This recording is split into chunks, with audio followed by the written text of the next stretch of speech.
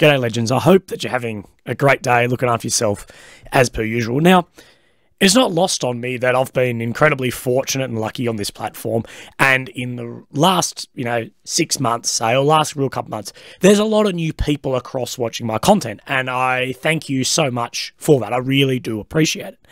But I think who am I has been, because when I had a smaller audience, people knew who I was, my backstory, whatever. And now it's just like some other random on the internet. And I don't want to be that both ways. I want to know you guys. I want you to know me, my journey with the army, with my cancer, whatever. So I was like, shit, I need to release something on me. And I was thinking about podcasts. I'm like, I've done a great podcast with a podcast called the Zero Limits podcast. And these are a bunch of Aussie veterans, and they interview everyone from police and vets and whatever, and they're a really great podcast, and I'd really love you to go and have a listen to their stuff. It's linked down below. But I reached out to these guys, all my mates, and said, look, is there any way, because you're not on YouTube, I could bring yours onto this platform and, promote it, but also use that. So this is actually from theirs, and that was absolutely fine by them. They're on Spotify, Apple Play, Instagram, at Zero Limits Podcast. So I'd love it if you guys would listen to some of their other stuff as well, because I'm by far probably their worst guest ever. Just a heads up, this video won't have any video past this, if that makes sense. It was only an audio podcast, but I really hope you guys get something out of it. So thank you very much for being here. Look after yourselves, and I hope you enjoy. 5-1.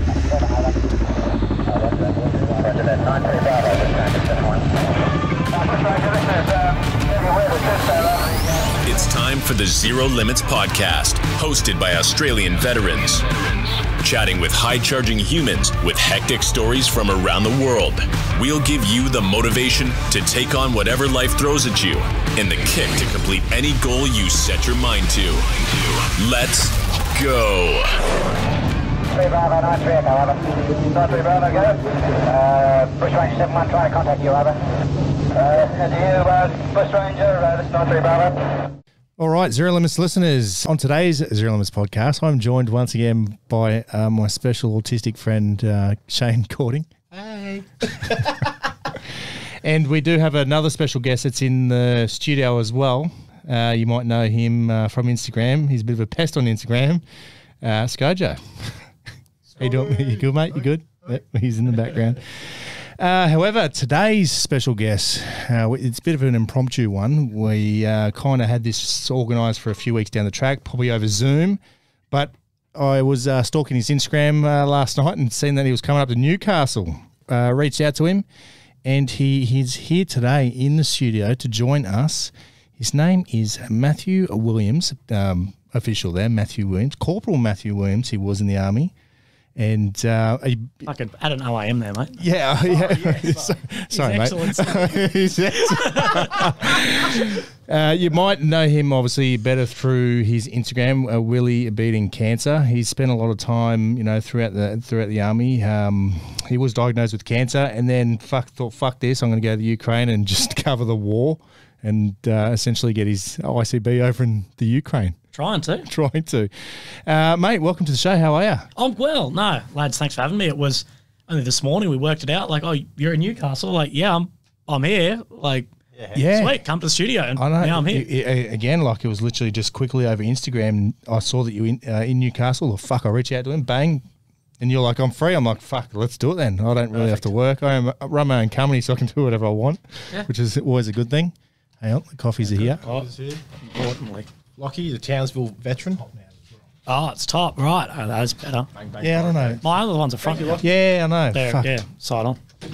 I wasn't meant to be here either. I actually come by just in here. Here we are. See? That's mine. Hell yeah, boy. I don't know what's going on here. We'll figure it out. But anyway, it's Marty. It's good to be back in the studio. I haven't been here for a few episodes. I've been away working, driving some trains and derailing trains down here in Steel City, Newcastle, which is fun.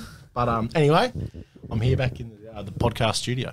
Yeah. So, all right, mate. Well, let's start off right from the start. Give us a quick rundown on how young Matthew was growing up, where he grew up, schooling, family, etc., and what led to you joining the Defence Force of all things. Yeah. Well, look, I don't have much of a family history in the Defence Force, but and a lot of people do. Like, that's the reason people join. They've got like a vast history of it. And, you know, both my grandparents were like reserves, but, you know, it's not, you know, we all know that. And I just had this thing of I was going to join the military from like a kid. Like, as soon as I could walk, it was like, I want to be in the army. And that was it. And anyone who's playing soldiers never plays a pogue. Everyone plays a grunt. So that's where I had to go. Well, no one's in the backyard pretending to drive a truck. Or Navy. Yeah. I'm not going to play Navy. Yeah, exactly. I was.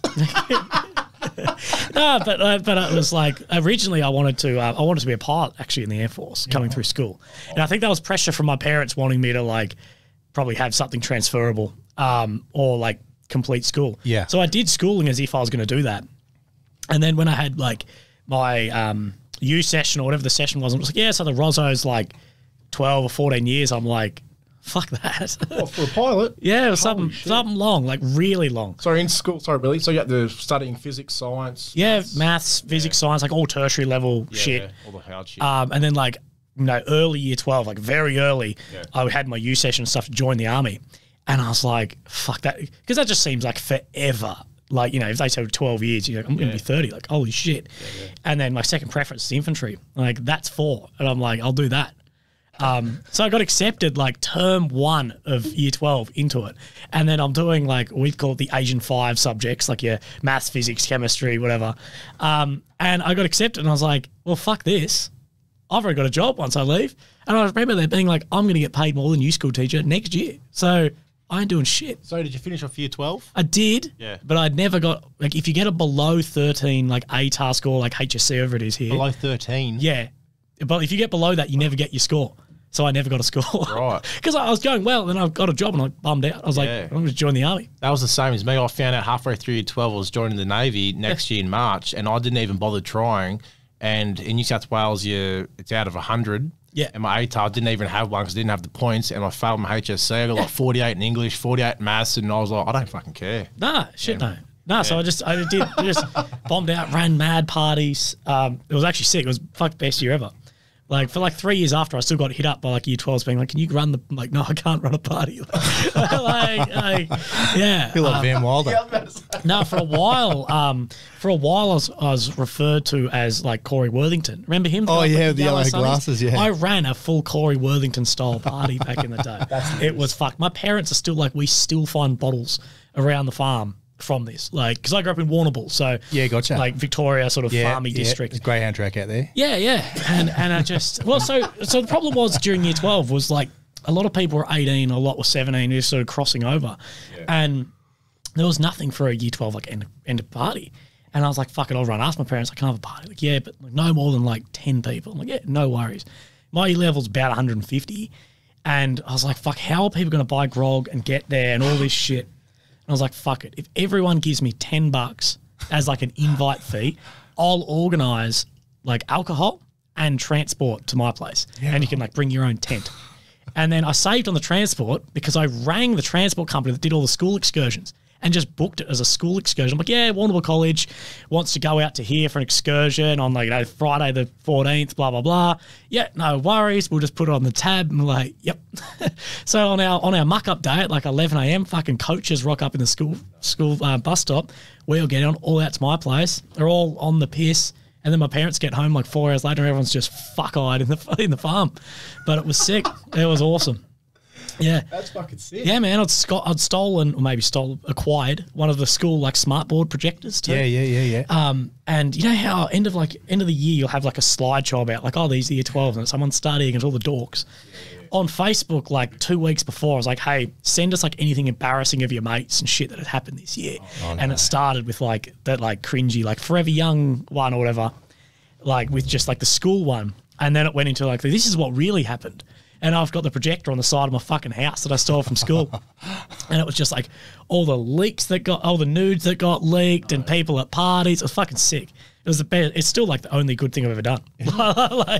Like fuck Ukraine, all that off. Like that's my like claim to fame. You should become like an event planner. Mate, the year 12s like the following years wanted me to do it. And I'm like, no, I'm some lid somewhere. Like, no, I can't be doing this. I'll lose my job. That was like December, November of the party? It would have been probably November. And then I joined, like I graduated school on like the 20th and I was at Kapooka on the 22nd. Like, I still tell people I was hungover, rocking up to Kapuka. Yeah. Like, just some young guy. Like, fuck. Wow. Yeah. But Fuck. no gap. Because the biggest shock to me joining the army was, say, like, you know, like maybe week 1 or 2 when you first get your phone to call home. I call my best mate. And I'm like, oh, Woogie, what are you doing? He's like, oh, wait, I've got all the boys here. And I'm like, why? Like, it's like a random fucking Sunday and I'm at church and he's with all the boys. He's like, no, we're at schoolies. And I'm like, fuck. Like, that's where I should be. Yeah. I'm standing in some hallway doing these ones down the fucking thing, folding my towel correctly. Yeah. And all the boys are at schoolies. Oh, no. Fuck. But that's just how it began. Yeah, so you get down to Kapuka. How did you, within your family, was there a lot of discipline or anything? Were your parents strict or anything? Not any more than like normal, like a very normal like family, really. Yeah. But Kapuka was still the hardest thing I've done in my career because it's just such a different environment. Culture shock. Yeah, such a culture shock. Like Singo comparatively is easy because at least the people are like, at least the guys training are like good guys and you're doing a specific job. You can see why you're doing something, where Kapuka felt just like a complete waste of time. And it wasn't like, but at the time you're like, we're making beds. You don't get why that's actually a thing. You never get explained why you're doing this. Yeah. And it was a big thing to go from like, you know, that 18-year-old lad, like just 18 who's running parties and fucking around to like, no, you're doing this 16 hours a day, all this like crap. Although no individual part of Kapuka is hard at all. Like there's no actual hard barrier. You don't even need to be fit. You know, like it's all easy, but just that environment is incredibly tough, like really tough.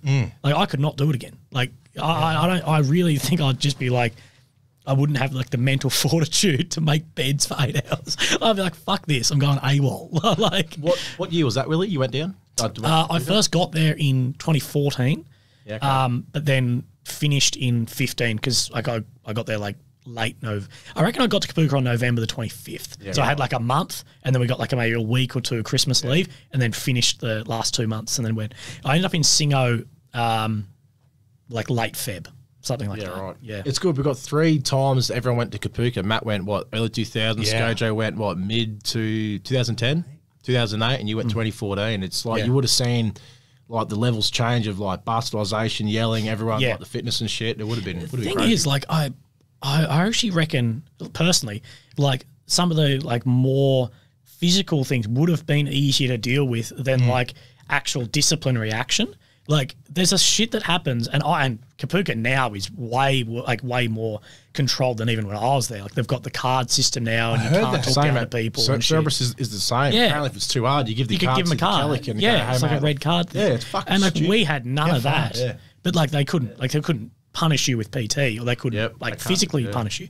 But there's a lot of stuff I'm like, fuck, like, say someone let a bayonet out, left a bayonet or something. I wish there was more like, okay, we're running around here and doing this, rather than I'm going to write you up for this and that. And it's like, that's worse than just getting called you're a fucking idiot, do some push-ups and back to your room. Like, it's more like, that stuff can follow you. Like, it's bullshit. It's actually more difficult. And then Singo was awesome. Yeah. I still say I went to Singo at the prime time.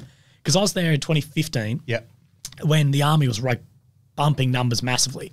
So we got put in holding platoon for like 8 weeks because Kapuka was just marching at guys every week. But, of course, in 2015, like that era, probably 15, 16, all the full tracks then all had shitloads of experience. All fucking Iraq, Afghan vets. Because they would have been diggers in, the mid-2000s, like Lance Corporals, full tracks in like 2010, 14 era, and then they're doing their promotion into sergeant at Singo. And that's like the prime time. And they were like, no bullshit, like awesome. I still get in touch with a few of the secos. Oh, yeah? And it was way less, like some of the disciplinary stuff was way less than even now. Like it was looser on some stuff because it was like, it doesn't matter. Like those guys were like, I guess a lot of guys there, like if I went there, I would not have the experience of like a combat tour. So I might implement some shit that just doesn't matter. Where those guys then were like, nah, this is all bullshit. Just do this. Yeah. And it was fucking awesome. Yeah, and the funny thing is, like, for myself, I've seen the transition of how the Army transitioned from, the Vietnam era of training through to... Wait, we've transitioned out of the Vietnam era of training? Fuck no. Just, when I first joined up, it was all about fucking digging pits and fucking shell scrapes and... It's like, calm down, cunt. I haven't got time to fucking dig a shell scrape in a fucking war zone. We're here to fucking... We're in and out. So there's a lot of things, even like standing too. I remember the first time we got to Afghanistan, we stood 2 on the first night and everyone's like, what the fuck are we doing? We've got fucking night vision. Like, we don't need to stand 2, 100% stand 2. And obviously that's where I guess the Singo these days, obviously with you, as you said, everyone's got that experience, especially all the command structure, which would have fucking made it a lot better and a lot easier. Oh, it was great when I was there. It was great. The guys had like legitimate warries, like, Yeah, that's it. Yeah. Killing cunts. Real. Yeah. Like literally they were. But if you're a grunt, that's what you need, because that's the job. Again, that's part of it. And go like good role models to look up to. Like I was 18 then. I was 19 when I was at Singo. Yeah. But like that shit's what you need at that age if you're doing that job. Because infantry, without like a light at the end of the tunnel, the light being deploying kill cunts. Yeah. Fuck doing the job. Like, exactly. Like every other part, other than hanging out with the boys when you knock off, every other part fucking sucks. Yeah.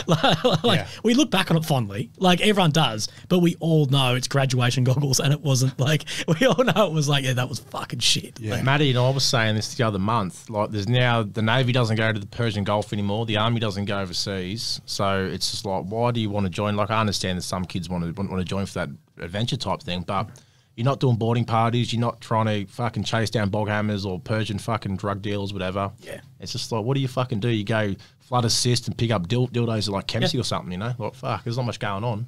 And if you're not... Have you seen all those? Yeah, I have. What the fuck's up with Kempsey and dildos? I fucking don't know. What's going up north, boys? Scojo's been found out. Yeah.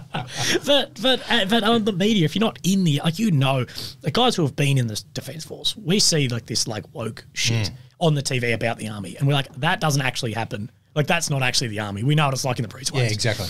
But if you're not, and you don't have like a family or a close friend in the Army, you think that's what it actually is like, and you're like, I don't want to be. If you're a young, like, go-getting guy, you don't want to be part of that. Fuck that. Why would I want to join the infantry and do this shit? Yeah. Because the TV's writing it as like, as anguscampbell.com. Yeah. But it's not like, and you talk down on the you're like, oh no, like people always ask me about like the wokey stuff, and I was like, I left 7RAR in early 2020, like deep within that, and there was none of it implemented to us. Definitely not. There was some parts of it, like the, some of like the haircut stuff or tattoos or stuff, but it was like, the death symbology, but it was pretty light on. Like, and you'd have someone come out, some mage come out, I know this is bullshit.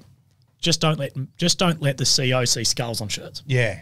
But that was happening like when I was in. Yeah. They were getting rid of that shit. But as far as all the other stuff that people are on about, it doesn't exist. Like, it doesn't actually, in a real world job. In the Navy. In the Navy it might. It's a different environment too. Yeah. Yeah. Very, very different. My first ship in Manura, we had a huge breezeway, and this breezeway was about 20 metres long through the centre of the ship, and everyone who was on that ship from, like, I think Manura joined the fleet in like the late 90s, everyone that joined that ship painted their icon, symbol, emblem on there. And this thing was just covered in whoever the fuck joined, and it was like SAS. There was like Dealers in Death. I think they were mortar platoon here in Australia. I remember seeing like the cards in the Grim Reapers. That's pretty sick. And it was like, now you can't even have shit. The Navy used to have like different rates. So rates in the Navy is like your job. Our bosun was like deck apes, and some used to have like grease monkeys, and the captain was like, you can't have that, we're all one team, one mission. Shut up, cunt. Well, the mortars used to be, with 7, used to be use, what is it? You spot them, we pot them. Yeah. And then that got taken away. So now, because you can't have death symbology, okay, but now it's lock up your daughters, here come the mortars. Yeah. But I'm like, that's way fucking worse. Like, I actually understand that shouldn't be a thing. That's hectic. Yeah. Tell me this though, Willie, and you might know as well, Marty, when we were in towns like Red Beach, we were with a transport company, and every vehicle had to be named C because they were Charlie Company. Is that correct?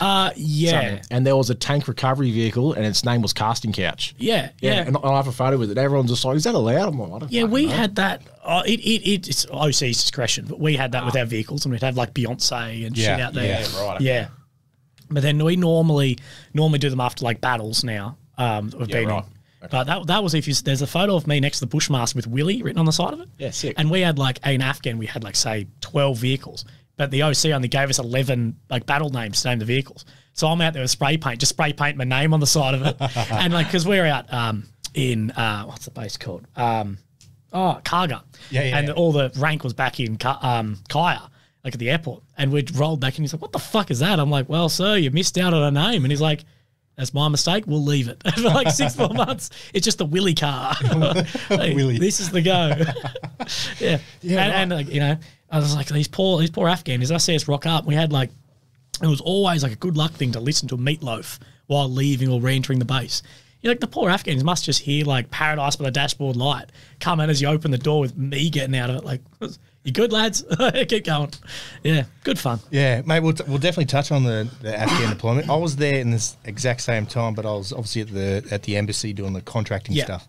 Just back to Singo, mate. Obviously, you've passed through Singo. At what stage do you decide, obviously, as we know, through Singo, you get to choose what battalion you want to go to. You put your preference in.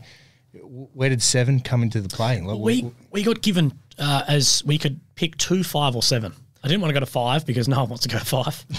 2 was at the time 2 was sort of going amphib, but like it was still in the mix of like what the fuck's going on. There was only like my platoon might have been 50 guys, and there was only like 5 positions at 2.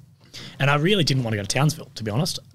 Like I grew up, Southwest Victoria. It's a fucking long way away from home, and I'm still 19. Yeah. So Adelaide's my first choice, and got across there anyway. So there was no real much thought in it other than that. I do sometimes wish, I don't care anymore, but like that I did spend some time in Townsville in the army, just because it's the sort of the hub of the infantry. It is now. Yeah. But it's like whatever. Like who cares? Who cares? We're at a way better base at Adelaide. Like you're on a brand new Air Force base. Like it was like I got there in 2015.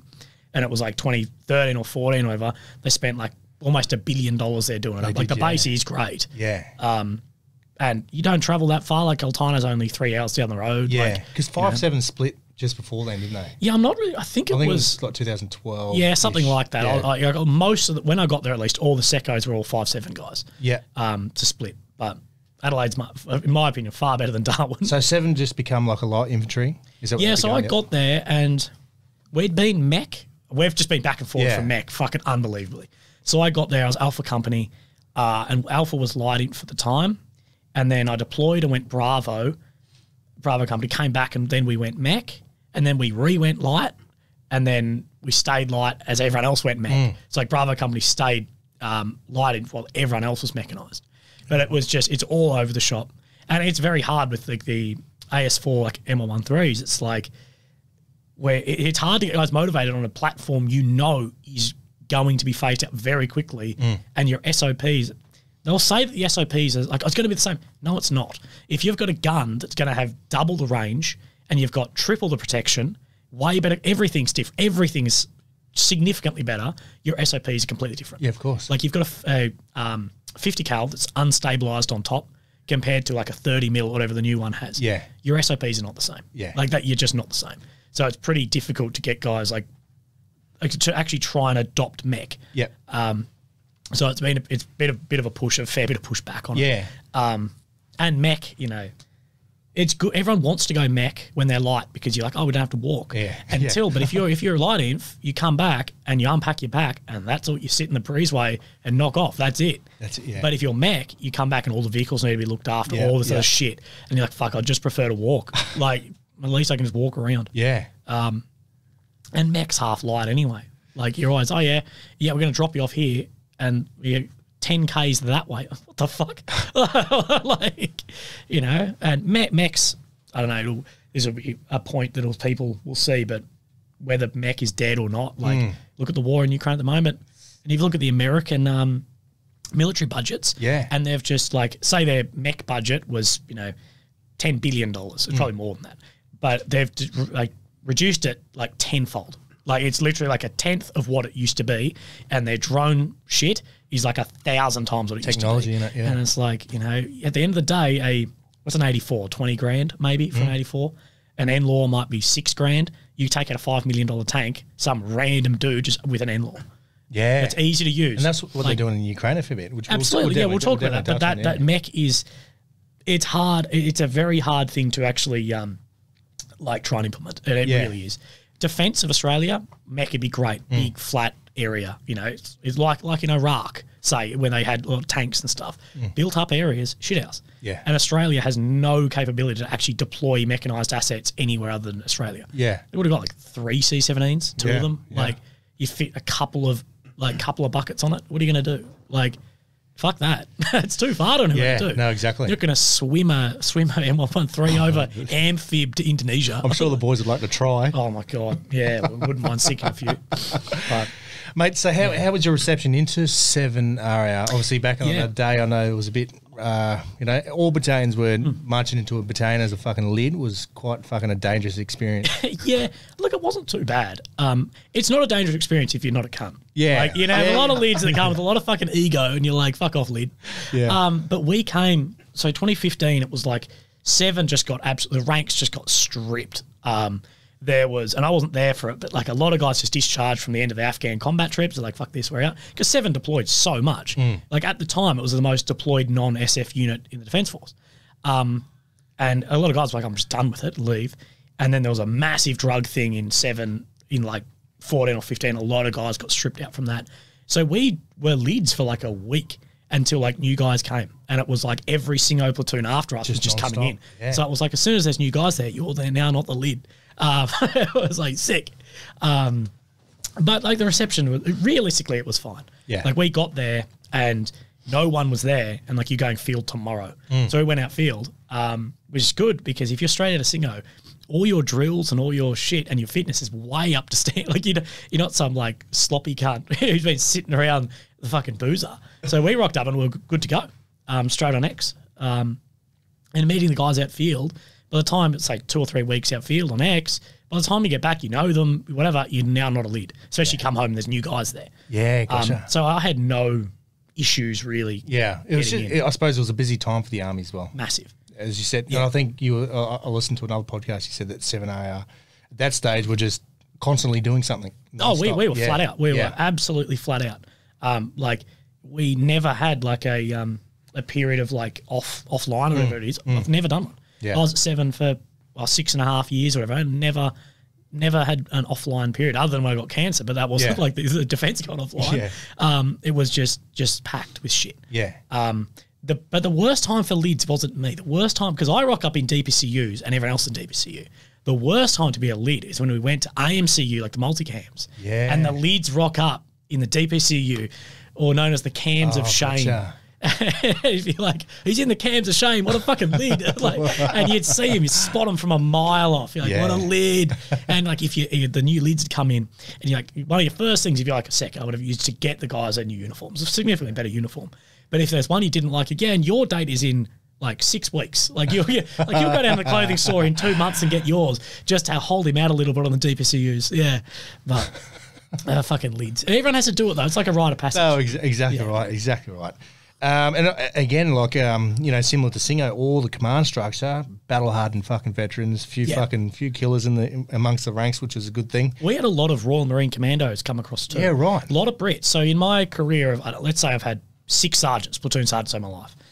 At 3 or 4 of them, at least 3, but I reckon there's a 4th, have all been Royal Marine Commandos. Because they finish, I'm not sure the Brits are putting up this, but it's like you can do 20 years or 22 years and you're retired out of the British military. Yeah. Something like that. But you got to remember, if you get in at 17 or 18, you retire at 39 or 40. And that's like a pinnacle of a lot of shit. Yeah. So a lot of guys, and we had 7 had heaps of ex-WO2s, or equivalent, whatever they call them over there, equivalent come across. And they're platoon sergeants here. So they're, really hardened guys with a few paras, a few Royal Marines, like really good guys. Like on that, one of the guys fucking was, when I first went to Afghan, not to jump ahead on you, but we were with the First Irish for like the first 3 months. Yep. Anyway, the Irish equivalent CSM, sort of like Potter was the last name, we knew him. Oh, like, no worries. I get back to Australia like 6 months later, walk in the office, and there's this prick sitting like, I recognise you. I'm like, I know you as well. Like, where are you from? He's like, I was Irish. I'm like, what the fuck? He's like, yeah, in the time that you were still there, I transferred across. I'm earning more money here. He's like, I found out how much you pricks earn, and I've moved to Australia and joined your army. But yeah, really good guys. Because it was quite an easy process for them, for the Brits. I think it's really come easy. over. Yeah, it's like a lateral transfer across. Yeah. You lose 1 rank, but you earn more money. The Navy's the same. We had a lot of Royal Navy guys come through our Navy. And same thing you said, Willie, they do their 20 years, they get the pension and come over here and get our wage. So I think an AB bosun, which is like the same as a digger, is on more than their like chief bosuns in their Royal Navy. Absolutely. Yeah. And they come over here, lifestyle's better, Yeah. Oh, there's no African gangs except Melbourne, but Yeah. all that sort of shit. But they have a better lifestyle. We go to cooler places. The ships are somewhat nicer. Yeah, and all the SOPs, all the shit's almost the exact same. The ranks are the same. Ranks Everything's the same. Yeah. Yeah. Well, we had Cods on. Remember Cods? Yeah, Cods, yeah. He was he fought in the Falklands. Was on the first ship that got sunk in the Falklands, and then he joined the Navy. 17. Yeah, 17 years old. Fucking hell. He didn't even know. This is the funny story. Yeah. Quickly, he didn't even know. They thought they were going on exercise. They're outside the fucking they're in Falklands. Spain. They're like, we're going to war, boys. He goes, fuck, it's getting colder. Like, yeah, mate, we're heading south. He goes, mate, it's starting to snow. Yeah, boys, we're out Argentina. Yeah, going to war. Fuck 'em. Mate, so yeah, let's crack onto your deployment. Obviously, again, Afghanistan's fucking been raring for the last fucking 10 plus years. Coming down to a wind down, especially for the SF boys and the regular army, and then obviously, but you still got this Kabul stuff that's going on. This what are they calling you? The Angels? What are they called? Guardian Angels. Guardian Angels. Yeah, It's a pretty cringe name. It's a pretty name. Yeah. Luckily, I wasn't a GA. Luckily, I wasn't part of them. Yeah, right. So so you guys. So when did you deploy? Early 2017. Like I want to say, like Is it a January company size? Yeah, company plus. So it was.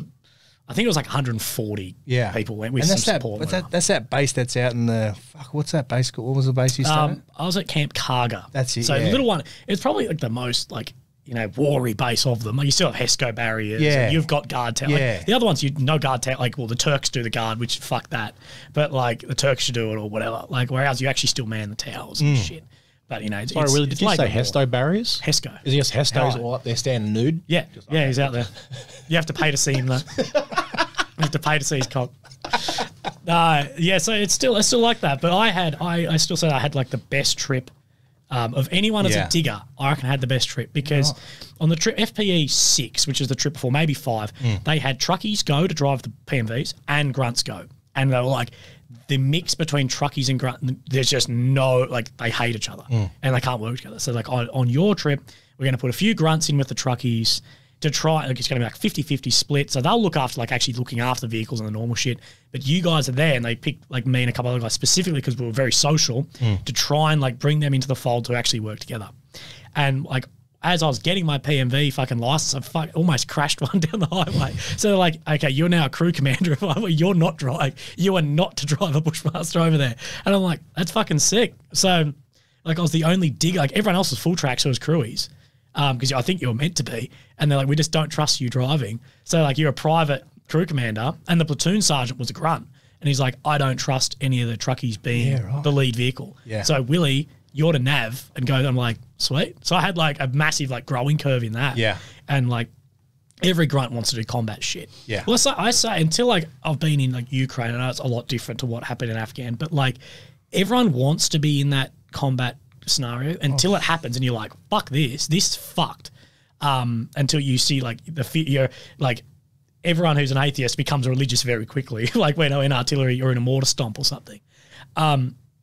So it was a little bit like that. It was a somewhat disappointing trip, but as I was 20 when I went over. And a 20-year-old crewie, I thought it was the best fucking job ever. There was lots of learning curves I've never commanded or navigated vehicles, and that was something fucking new.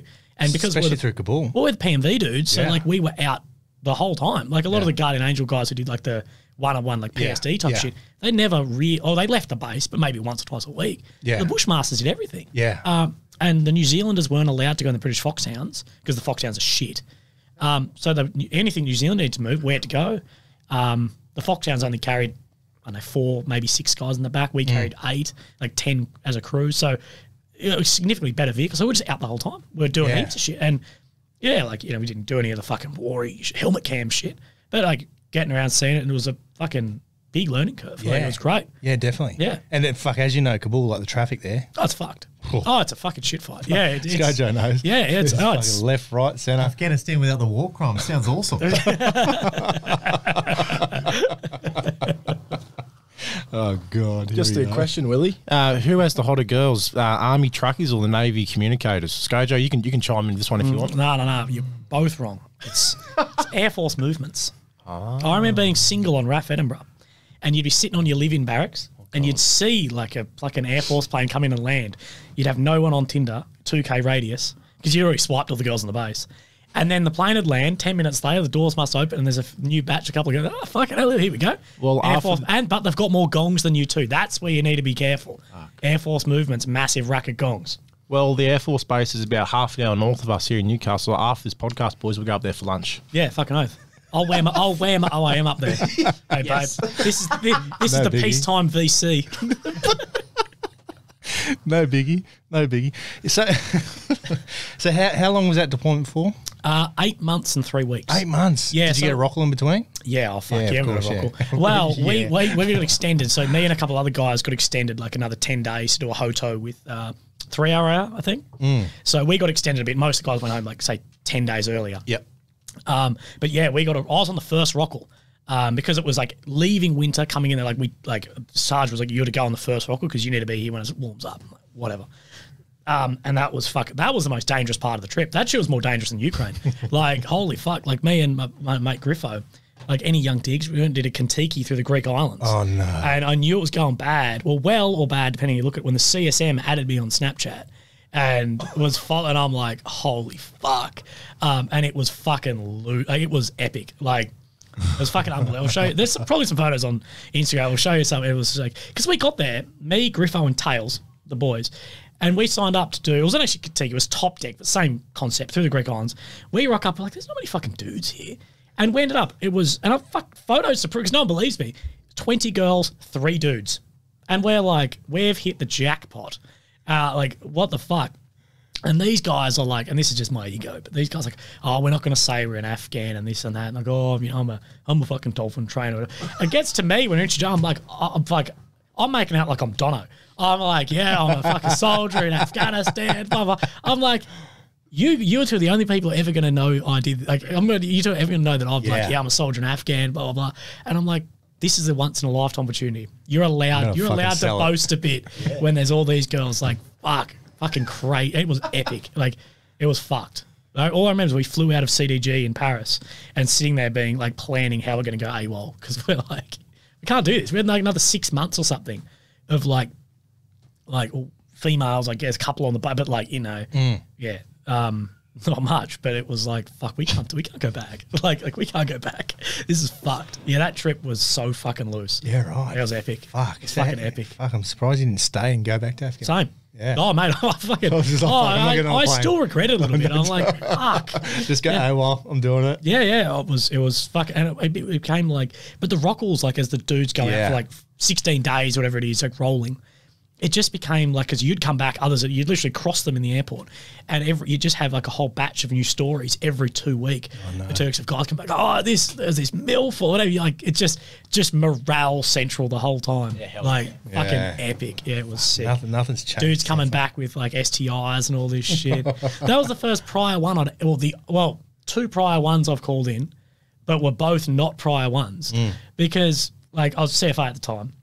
Willie, what do you think of this? And like CFA, you learn how to put a tourniquet on and bag someone. And he's there with his nut. Like his nut was like the size of like a fucking croquet ball, like massive.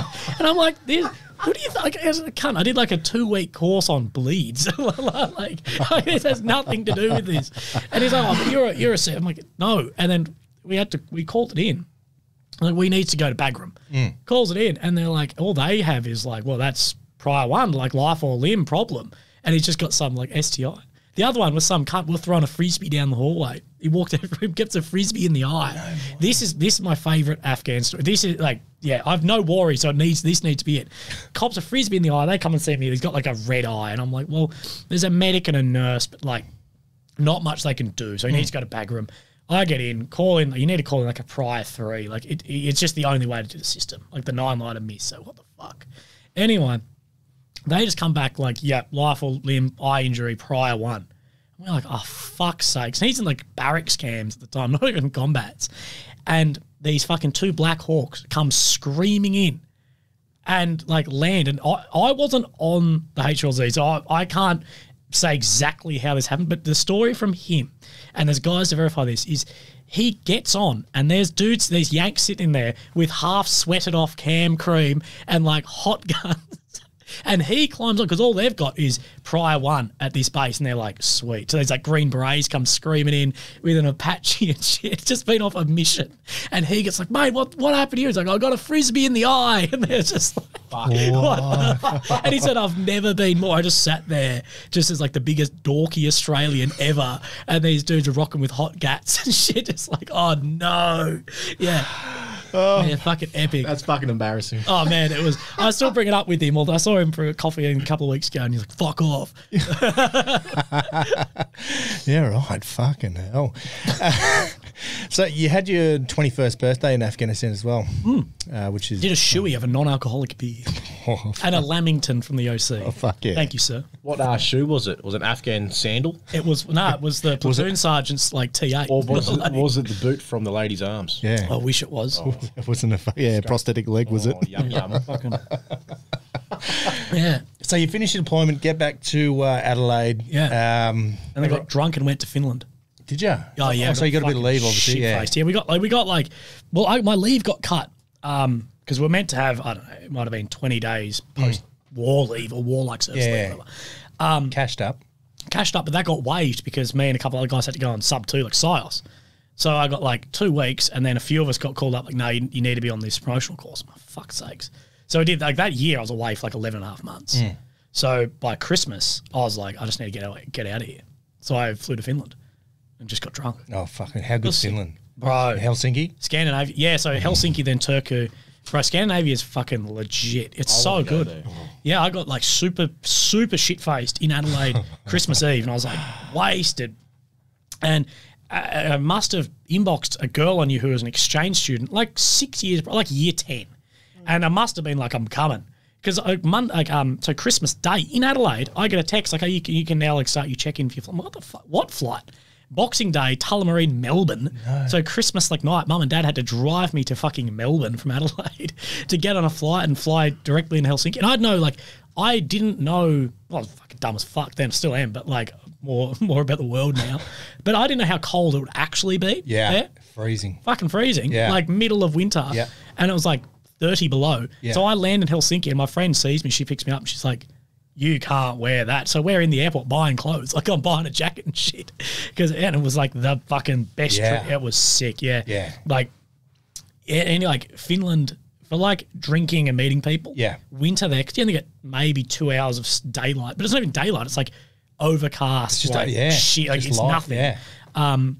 And it's like 2 hours of it, but there's nothing else to do other than drink and hang out. Yeah. And everyone's like, oh fuck yeah, everyone's like somewhat depressed. So like everyone likes to go and meet people at the pub. Yeah. And it's such good fucking fun. Oh, like, yeah. oh yeah, that's fucking awesome. I've been to Helsinki and Yeah. we'll leave it there. Oh, that's where the infamous, everyone's fucking heard this. Everyone I go to, or it depends on the talk, but everyone's heard the infamous pegging story happened in Finland. Yeah, that was. Tell me, please, Willie.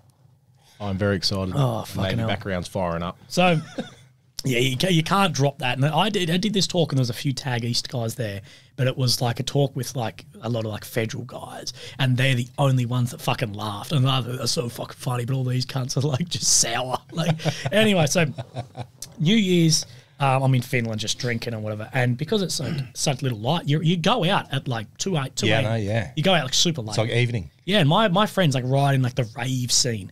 Like the underground, like, and that just doesn't exist, not to that degree in Australia. Yeah. And it's like 5 a.m. Oh, I'm ready to fucking go home already. And she's like, yeah, we've got to go to like this place.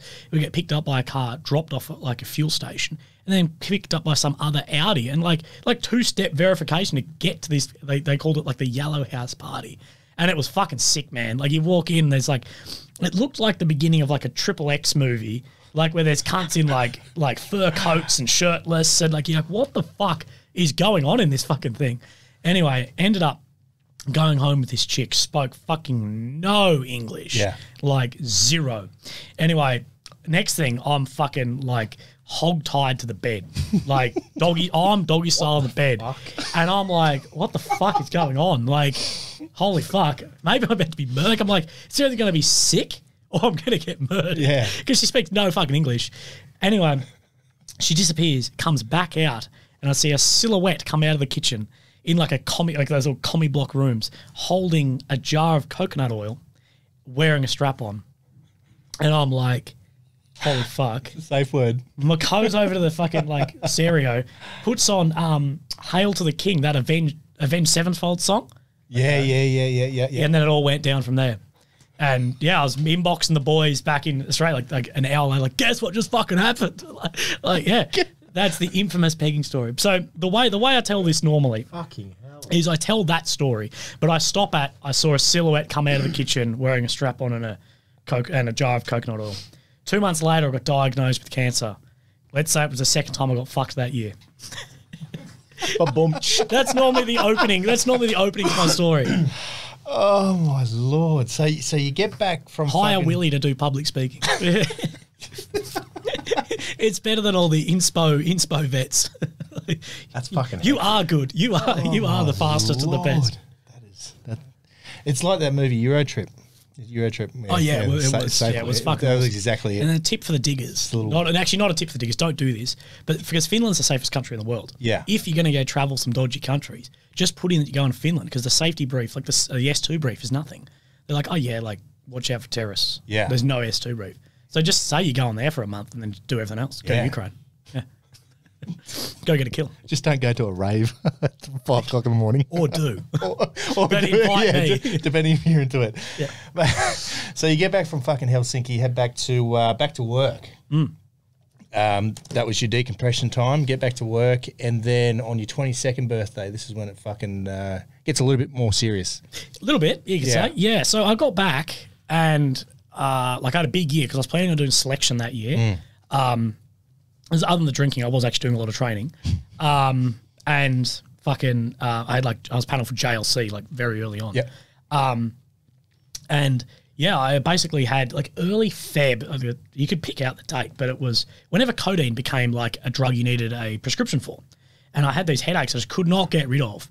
And to be honest, my second was on probably saved my fucking life because he had a mate die of a brain aneurysm. And I was there, I was dealing with these headaches, and he thought I was just bitching all week. Got to Friday, I'm like, mate, I can't do PT this. Like, I just can't do it. And he was like, he's talking to me, he's like, it's just not like you. So it'd like me to rock up fucking shit-faced and struggle through PT, but just be like, I can't do it because of my head. He's like, go down to the fucking thing. If you don't, I'll fucking charge you. Go down to the med centre. He's a really good guy, but he's like, I had a mate die of brain injury. It'll happen again. Fucking go down. And then it just fucking spiraled out of fucking control from there. They went down. They're like, oh, look, get you in for a CAT scan. Like, it's easy. You're in the army. You can just fucking go down and get one. And, like, whatever. I just wanted to go get some drugs so that it helped the head. Got a CT scan.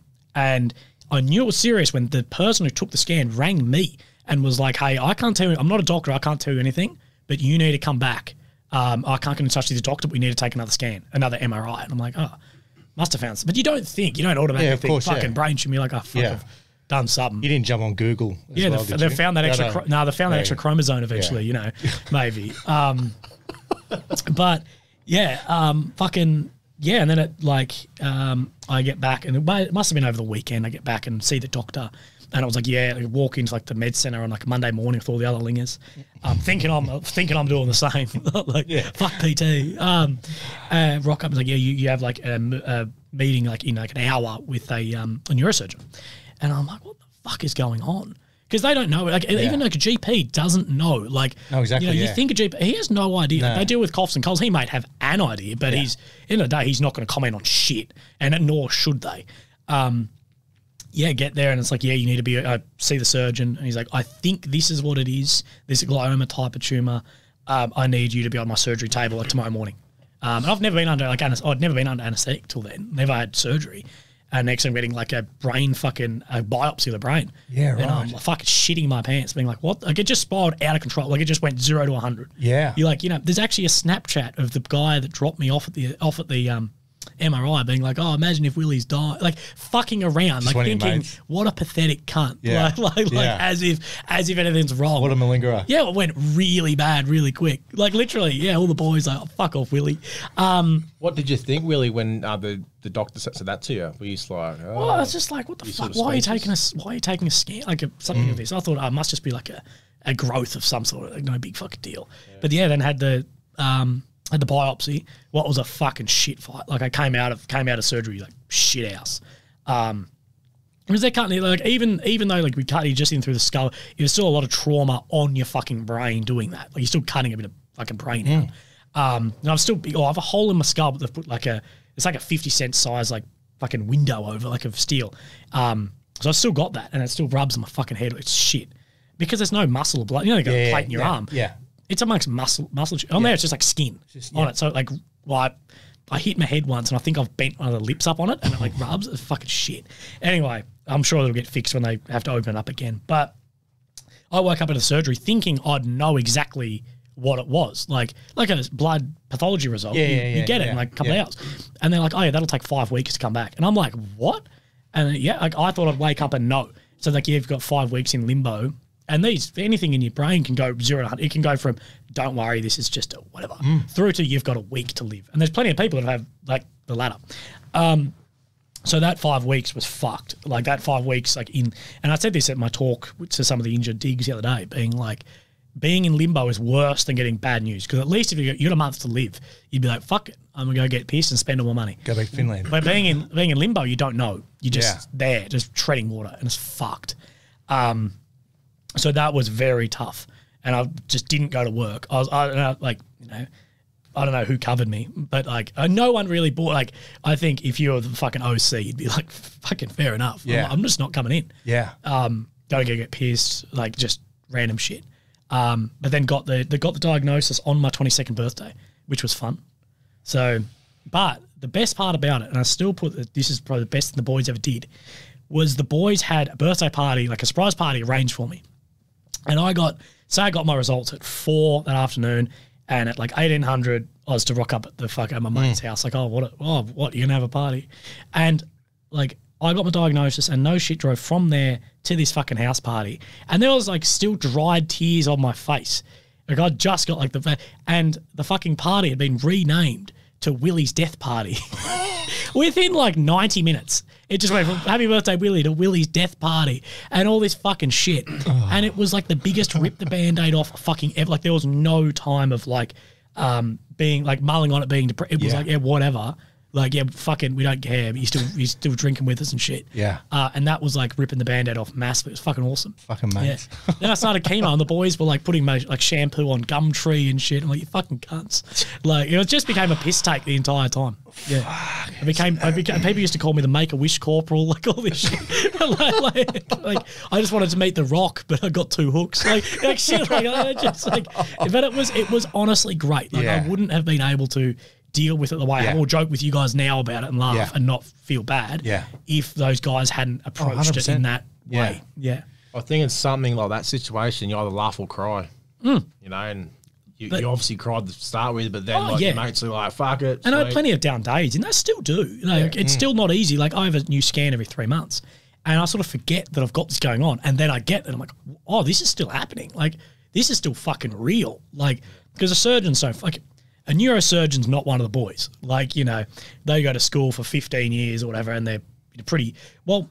I've never met a neurosurgeon, and GPs will say it's like any GP will say any neurosurgeon's on the spectrum somewhere, because to do that fucking job, to actually be able to perform a 20-hour surgery on someone's brain, you're not a normal human. Yeah, you're not going to the pub and learning to socialise when you're 18. So they're fucking weird cats, and they deal with death all fucking day. Yeah. Like, they deal with telling kids and families and mums that they're dying of this, and they've got no people skill. So neurosurgeons, as much as I love my surgeons, they're cunts, because they have no people skill. They don't understand, or they deal with it so much they've just pushed it down. Yeah. So I'll still rock up and they'll be, yep, okay, not much change, 1 mil of growth, blah, blah, blah.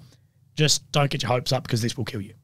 And that'll be like the meeting, and you're sitting there like, thanks, doc. Yeah. But it's probably a protecting way for them too. Yeah. And like, my surgeon has to cancel meetings all the time, because she does like on-call surgery, and I've got to come later on tonight because I've got a 14-hour surgery today. And you're like, yeah, you're not a normal human. Like, no. To do that shit, you're super high performing, but like somewhere on the spectrum, like not going out the pub. Yeah. But yeah, they're really good, but it's still confronting. It's still very confronting. Yeah, of course. And just to ask a question about it, obviously you got the diagnosis. Like, did they say where, how?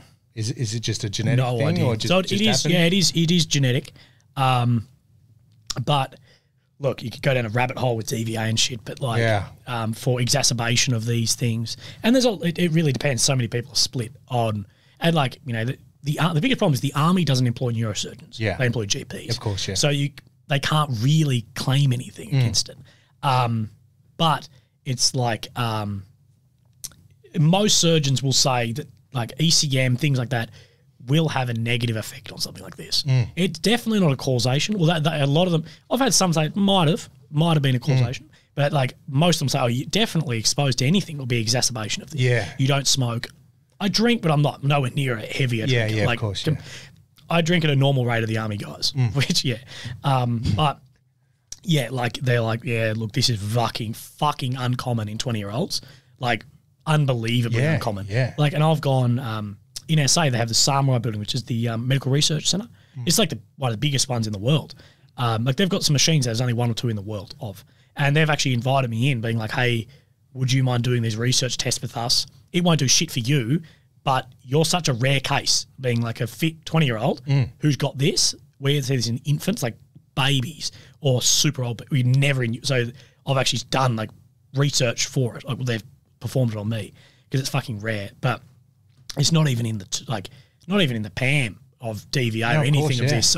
And there's a lot coming out about like TBI and brain shit with 84s and percussion weapons and all this shit. But it's so far behind what the literature actually says. Yeah. DVA is behind literature for fucking ACL injury. Of course, like, you know, as if they're going to catch up with a 1 in a million fucking tumour on a guy. But, you know, it's become in the last 5 years, I get contacted all the fucking time from guys, particularly like SF boys who've been around ECM, and brain tumours are pretty fucking rare, but don't seem that rare in the army.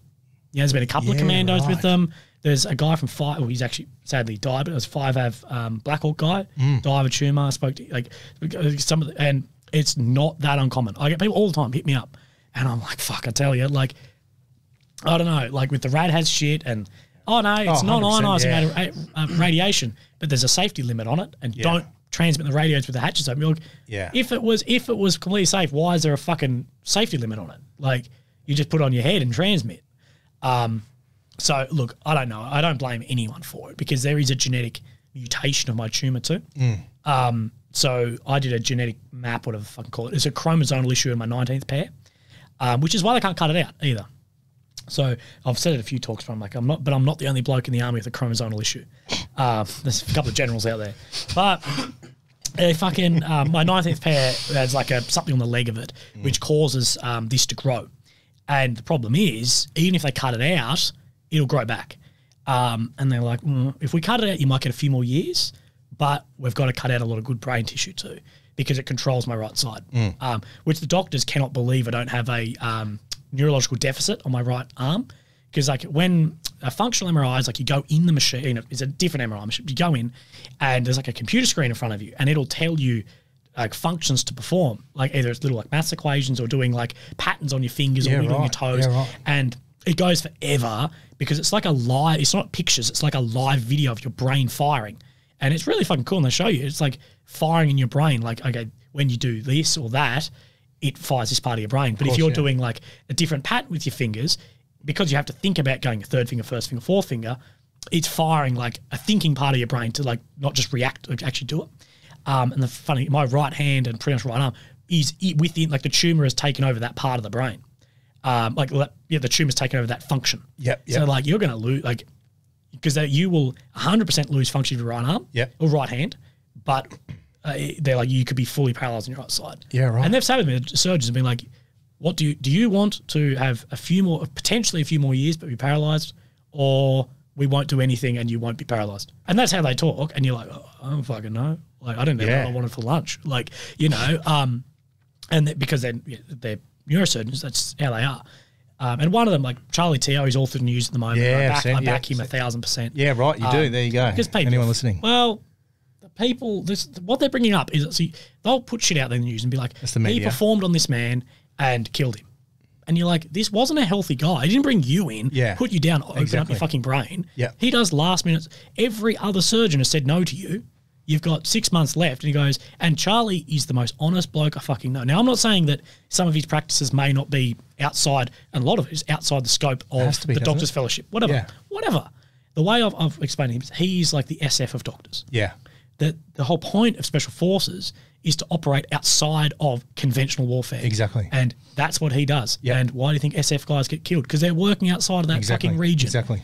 And these are not healthy people he's performing on. They've had every other surgeon tell them, no, I won't operate. And he ended up going, but you've got 6 months left. Yeah. And Charlie will go, he said to me, he's like, look, there's 50-50 chance that you won't wake up. Yeah. Now, of course, me being the way I am, I'm like, not at the moment, but down the track, potentially, yes. But he was sitting down with people like, there's a 100% chance you're going to die in 6 months. 100% you're shaking over your brain. But there's an 80-20% chance, 80% you'll die on my table today, or 20% I'll be able to actually clear it out. Yeah, right. Yep. And at the end of the day, he's not putting a gun to someone's head and going, let me open you up.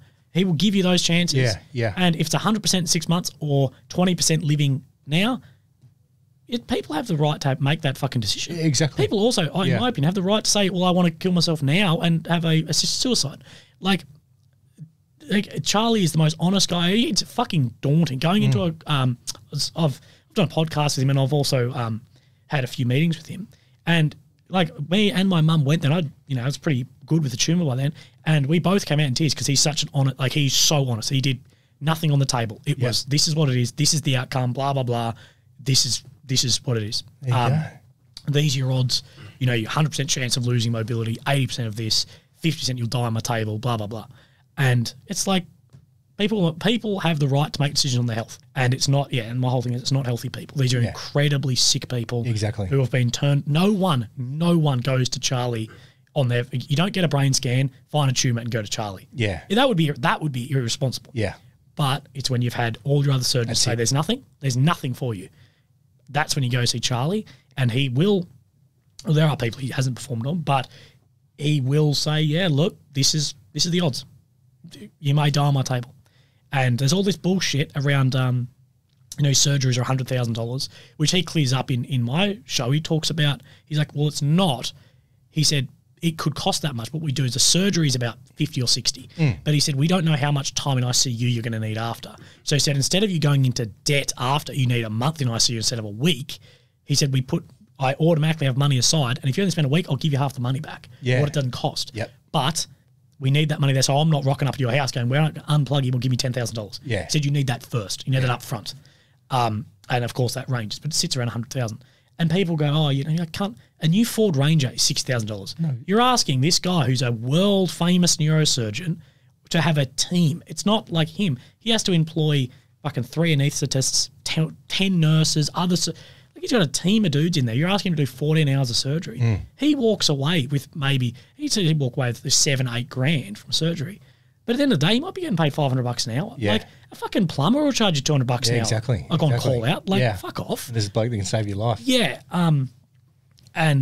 Like the whole thing around him is. Oh mate, that's as we all fucking know here, the media. Yeah. Well, and he says he will do any surgery for free on Medicare. So all you need, and his career, he's been say a surgeon for 30 years. If you get a referral from a neurosurgeon to him, it's covered under because he's not in the fellowship of doctors. Yep. But if your surgeon gives you a referral to go and see him, that referral is covered by Medicare and your surgery will be free. In his 30 years of operating, not one doctor has ever given a referral to go and see him. And he's like, so when I ask for $100,000, well, where's the money coming from? Like, I have to ask the patient for it. I'm happy to do it under Medicare and be subsidised that way. But no one will give a referral to come and see me. Yeah, gotcha. So it's actually the other doctors who is tall poppy syndrome. It really is. There was a cardiac guy as well who got in shit. It wasn't he did not as a celebrity name as Charlie, but had very similar happen to him that he was, doing heart surgeries that were fucking risky and whatever and got kicked out of the fellowship and whatever. And you're like, it's just fucking bullshit. Yeah. Like it's the thing I'm passionate about because he's a fucking good cunt. Yeah, that's good. And he's doing like research and shit. Like he used to, he was the head of the Cure Brain Cancer Foundation.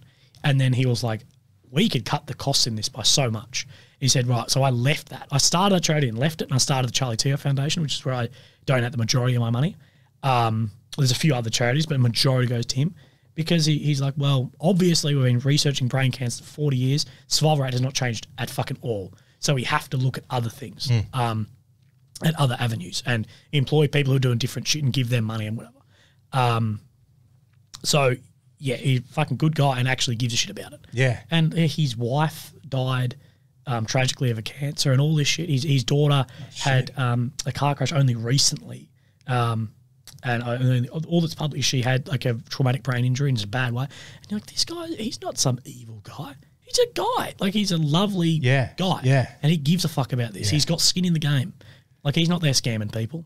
Like, it's bullshit. Even if he charged $100,000 for the surgery and he walked away with $100,000, I wouldn't give a shit either. At the end of the day, you have your choice where to put your health and where to spend your money. Exactly. Fuck off. Exactly. Go look at the money someone who owns a cigarette company will make per year and look at the people they've saved. Fuck off. Yeah. Bullshit. Yeah. It's ridiculous. I've seen it all on the media in the last fucking few days, etc. I was going to actually ask you about it, and obviously now you're connected with him. I don't even bother consuming what the media say about him. Fuck, it's just fucking on sometimes. And a lot of what he says is because when you sit down with someone like that, you realise you're like a gorilla speaking to someone smart. Exactly. Like, oh, I've got an IQ of 6 and you've got one of 150. Yeah. So it can be very hard to it can be hard to communicate what he actually is saying. It can be hard to interpret, and he may actually struggle putting it into language you understand. Yeah. So some things may come out that sound a bit off, but it's not. It's not. Like, he volunteers his time in poorer countries doing brain surgeries and spinal surgeries. Yeah. Like, which doesn't get reported. yeah. No, none of that gets, course, like, you know, fuck, yeah. Yeah. Good guy. Like, I trust him 100%. Yeah, Like, they were complaining on the media that he had a motorcycle fucking helmet on his desk, and people were like, you just can't do that. I'm like, bro, he rides a fucking motorbike. Who cares? He fucking like, froths motorbikes. Exactly. Like, if he's a motorbike fan, like, who cares? Yeah. Oh, mate. Fuck. Mate. Yeah. But that was the media. That was the media. But Just like, who gives fucking a fuck? Like, yeah. But I went in there, and it's like, at least it's something more relatable. Yeah. Like, exactly. And they've even brought up, because his motorbike, you know, he's in bikes. He has a RSV4 Aprilia, really nice bike, like the double R, like the top of the line to the spec one. And people, it's a $70,000 motorbike. Yeah.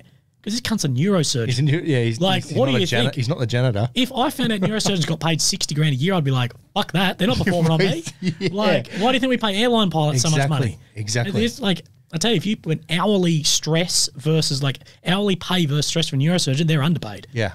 Underpaid. And there's like a neurosurgeon bought a house in Sydney the other day for $10 million. And everyone, people complaining about it, and the surgeons get paid too much. I'm like, hang on. If you earn $60,000 a year, some people have $1 million mortgage, they earn $500, they have $10 million. Fuck off. Exactly. Be a surgeon then. Go to school and be a surgeon. Yeah. Don't just complain. Yeah, don't just join the infantry. Yeah. And I want my surgeon, I want to be like, yeah, this guy's a bit of a loose cunt. Yeah. Like, you know, he has a motorbike and he fucks around and he jokes. And like when I went up there, because I had a scan with him, like a meeting about a scan, and then I was podcasting with him. Well, I didn't actually ask him, like, would you ever want to do a podcast? What are you doing after this? And I'm like, he's like, I'm free this afternoon, so whatever got cancelled. I'm like, oh. So he took me out for lunch, introduced me to a heap of like executives that he had sharings with. And then he's like, yeah, right, let's go to my office, we'll set up and do a podcast. And I'm like, what the fuck? I've struck gold. Yeah, right. Lovely guy, really good guy. Yeah. Like, nothing but good words. Awesome, mate. Shout out to fucking Dr. Tio. Big Tio, yeah. And the Nameless 19. Okay, no. Yeah, I support Nameless 19. There you go. Mate, so over the next couple of years before 2020 discharge, you're just malingering through the lines, just cruising around? Yeah, like so I had, because I did chemotherapy for 13 months. Yeah. And that rocked me. Like, I was just fucked. And I still have never fully recovered from it. That's like, radiation therapy. No, that's the drugs, the chemo. Oh, gotcha. The radio, so I was meant to do radio, and then one of the other doctors cancelled it because he rang the doctor, like almost fucking fought. I thought it was going to be a fight. What the fuck, you got this guy signed up for this, blah, blah, blah. Because you can only do radio once. So they're like, we need to save that down the track. Yep. So I was meant to do 3 months of chemo. That quickly turned into 13, and I was in a shit way. Because it attacks everything. Any rapidly dividing cell, it attacks. So, like, your sperm count goes to nothing, or you become infertile. You get chemo fog, like, in your brain, so you can't think. And every day I woke up like the worst hangover you'd ever have. It was just every day. Ended up in ICU for weeks at a time, just because I got so sick from it. Like, all this shit. It was fucking horrific. So I had like a year and a half off with that. I had, the whole time on keto off work, I just couldn't rock up. I tried to go, and I just instantly got sick. You're in a company of 100 dudes, whatever a company is. Someone's going to have a cough. Yeah, and if you've got an immune system shot to pieces, you're fucked. It was actually dangerous. Like, I shouldn't have been bothered. And then I had a couple months off after because I was just in a shit way, like physically. like sick, and then went back to work full time, and was looking after the Bravo, because I said to like the OC at the time, or maybe it was in one of those like meetings where you get taken with CO and RSM and shit, and I was like, just so if you put me in 10 platoons, like the rehab platoon, and if you put me in 10 platoon, I'm just not going to rock up to work. I'm not sitting in the rehab platoon with these cunts and making coffees for them. I'll just not rock up, and I just won't rock up. I'll stay in Bravo company and do within my shit. And I had the fucking best shit ever. Like, my shit was fucking sweet. No Like, shaving. Yeah, mate, literally fucking everything. There was no daft in it, no focusing for greater than 15 minutes. And I'm like, and even if I was late to work, I had to stop halfway because I live 25 minutes away. Like, all this shit. But it was understandable, I guess, now. But yeah, I stayed in Bravo company, full track, and looked after the downgraded guys. Because once you put someone in rehab platoon, to actually get back out of rehab platoon into a company is very difficult. So if there was someone downgraded for 12 months, yeah, I'd go to that. But if it was like, I'm going to be downgraded for 2 months, you come under Willie, so I'd be somewhat platoon sergeant, secco, I'd have some guys 5, sometimes 20 guys, depending, of just downgraded boys. What was still the best thing I've done in the military, because it was actually like being able to get guys from somewhere to actually back into like work, or being like, no, you're like, look, you're going to be J51, like you're going to be kicked, like and like, well, I'll help you with your paperwork and blah blah blah to actually help them progress. And that was actually good. You don't get a lot of like just living the infantry life. Yeah, you sort of go to field, come back, that never meant anything or whatever. And there's still a lot of guys I still keep in contact with, like, oh man, you really fucking helped me out, like doing the paperwork for my pension or getting me back into fitness or like whatever. And the beauty of me doing that was I was like, well, I've got the biggest shit and the most serious fucking health risk of anyone here. Like of anyone here, I'm the fucking lowest on this. So if I'm going to PT or whatever, you can't succumb it. Like, and having a small group, I could actually know everyone's shit at the time. And like, well, you do this, you do that, whatever. And it was really good. I actually, it was the most enjoyable part of my career was working with those dudes. I got the most out of it by miles, actually, like being able to help guys, get them somewhere. You don't have it like, the infantry, like I said, doesn't have much, like, you don't have projects that go for a month and you complete it. You don't have that. You sort of go to the range, come back, whatever, that's done. Yeah. But that, like, having a lasting effect was really, really good. Yeah, right. Really. So obviously 2020 come and then you just want to discharge? I got a, they were willing to extend my, like, I was going to be J5. As soon as I got diagnosed, everyone knew I was going to be J5. And they even pushed forward paperwork and delayed shit to keep me in. And there was an option to do some other work and go circuit whatever and work at Singo and all this shit. But it was like, look, if I'm not going to be like with the boys, I don't want to. Yep. And I was done. So I med-sepped out on late January 2020. Yeah. And what was the plans? Just kick back and you were full driving for a bit. Yeah, I still do a bit of full driving, still do whatever. I didn't really know. No plans, just no plans. I had good savings from being in the army for so long and living on. Well, I lived on base for a bit, but lived off with the boys, and that was fucking awesome. But you have never have as much like expendable money as when you're a young digger. You don't realise how expensive life is until you move off barracks and shit. Holy fuck. And then, I didn't really know what I was going to do.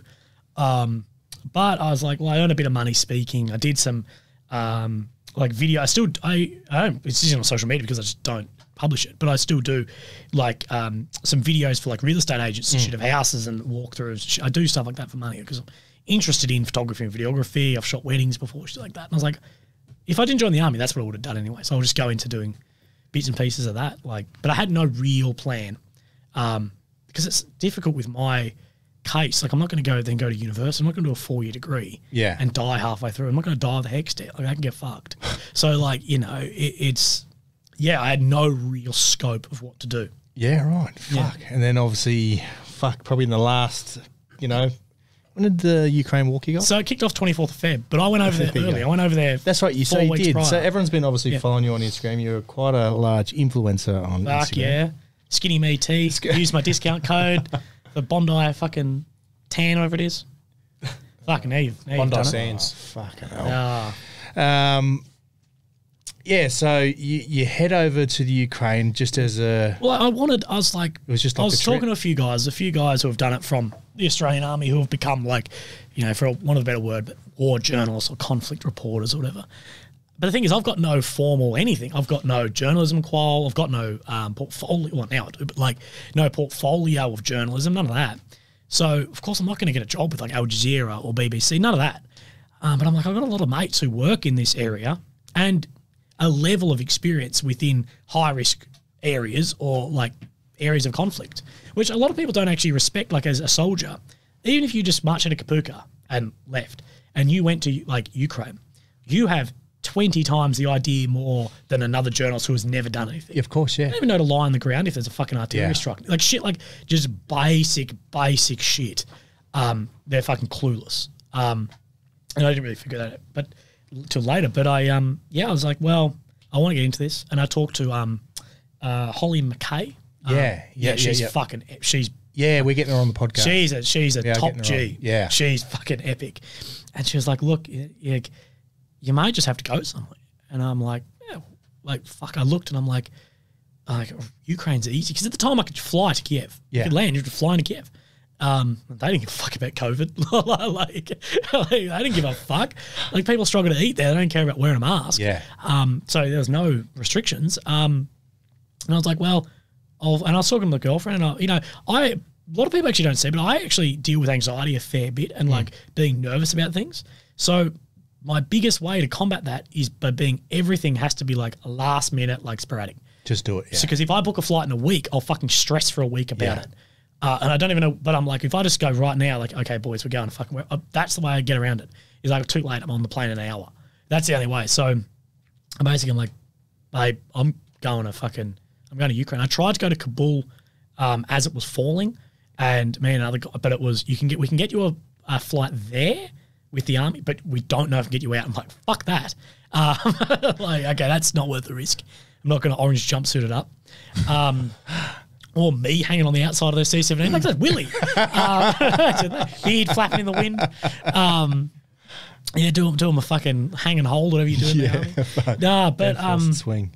I was like, I'll go there. And I was like, just said to my girlfriend, like, if I go there and it's too much, I will just get a flight home. Just leave, I'll just leave. Like, the worst that can happen traveling like that, like at least like traveling Europe or whatever, because it is intimidating, is don't leave here, book another flight and fucking fly home. And I was like, I might just do that. Like, if everything goes wrong, I'm just going to fly home and that, whatever. I didn't have the balls. I get there and, Kiev it's fucking freezing. Kiev, I love Kiev, but I've grown to love it. It's fucking industrial. Like, it's Soviet Union. Like, everything's just fucking stone and grey. And like, the sky's grey, the ground's grey, the buildings are grey. It's just fucking depressing. Yeah. Other than you'll see just supermodels. It's fucking unbelievable. No, you can't not notice it though. Like, people are like, oh, you're a fucking pig. I'm like, no. I don't care who you are. You would land and be like, okay, what the fuck? No, like, it's unbelievable. It's unbelievable to have like such a bland environment and have some like blonde hair girl who in any other country would be a fucking model in front of a magazine. Yeah, like, you're like, what the? It's a weird contrast of it. And that's why the photos you see of the Soviet Union, a lot of them, you'll have a beautiful girl in front of a depressing sight just to create that contrast for the photo. But it's like a thing. And I just flew there and, it was really cheap, which is great for doing travel like that because, it's a fucking expensive flight. And I got there and just started, like, making YouTube videos. Like, fuck it, I'll just talk. Like, the first video I did was, like, with a taxi driver who spoke some English. No one there speaks much English. Like, Kiev might be 20% of people, maybe 30%. But if you go east, it's fucking 0%. It's none. Like, it's fucked. Because they all, like, in the West, they speak some Ukraine, everyone speaks Russian in the whole country, but some speak Ukrainian too. But in the East, everyone speaks Russian, no one learns English. And then pretty soon I went east because I'm like, well, I want to go near the border of Russia and see what's going on. And I just started making YouTube videos talking to people and went to some protests because there's people don't say this, but in the East, there's a 50-50, was at least 50-50 on pro-Russians, pro-Ukrainians. A lot of people got stuck on the wrong side of the border, well, they would say the wrong side of the border when the Soviet Union fell. I think 30 years ago. I said to people in Australia, we still have in Australia a big thing of like, like the always was, always will be with Indigenous land and this and that. I'm like, and we're still talking about that hundreds of years on. Yep. This has been 30 years. Like, our parents would have lived in this for 30, like, until they were 30 or 40, lived in the Soviet Union and got stuck on the other side of a border. Like, it's fucking fresh. Like, it is fucking fresh to people. All their families, whatever. There's more job opportunity, was more job opportunity in Russia, all this shit. And they speak Russian. A lot of them, all their stuff is Russian. They identify that way. So there's some really big protests and stuff when I was there. And it was boiling up. But I was convinced the war wasn't going to happen. Because I'd go to the bars and go to whatever, and the people are just fucking lovely. Like, no matter what you say about Ukrainians, they are fucking great people. Like, super open to talking to you, safe. Like, honestly, in Kharkiv, which is, it was the capital of Ukraine and the Soviet Union, but it's a 2 million people city, say, right on the Russian border, like 25 kilometers from the actual border. I got an Uber to the border to go and film there and came back. Like, you know, that sort of distance. And I honestly felt significantly safer there than on a train in Sydney or a train in Adelaide or walking down the street. Way fucking safer.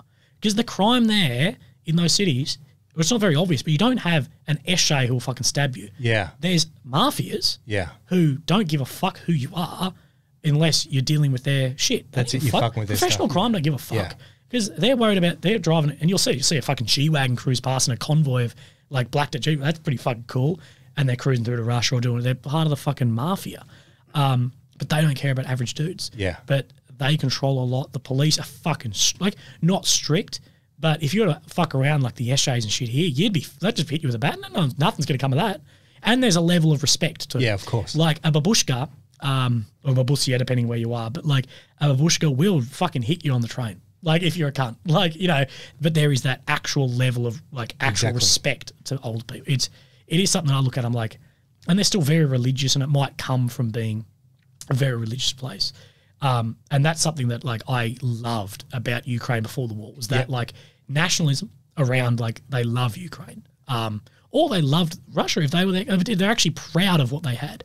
And I was like, fuck, Australians, like, veterans maybe, but, like, the average Australian, not that proud of it. And I'm like, these people are so fucking proud of what they've got.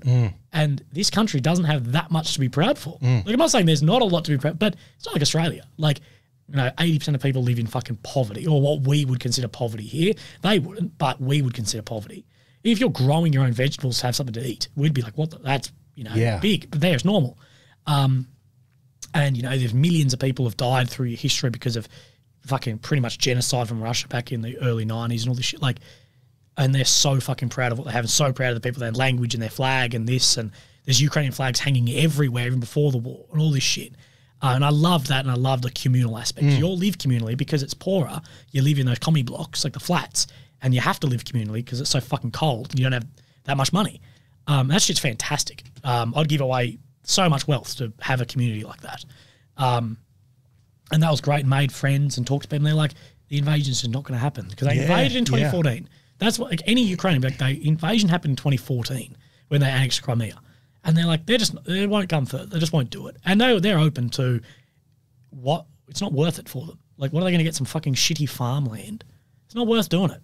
And I was convinced for weeks of, like, they're just not going to do this. Happen, So, like, that's where all the karaoke shit and stuff came from, because I was like, met like an awesome group of like English speaking people, and they wanted to learn English because in Kharkiv, which is a far east city, you earn between 40 and 60% more if you speak in English, because they all online IT stuff. So if you speak English, big thing.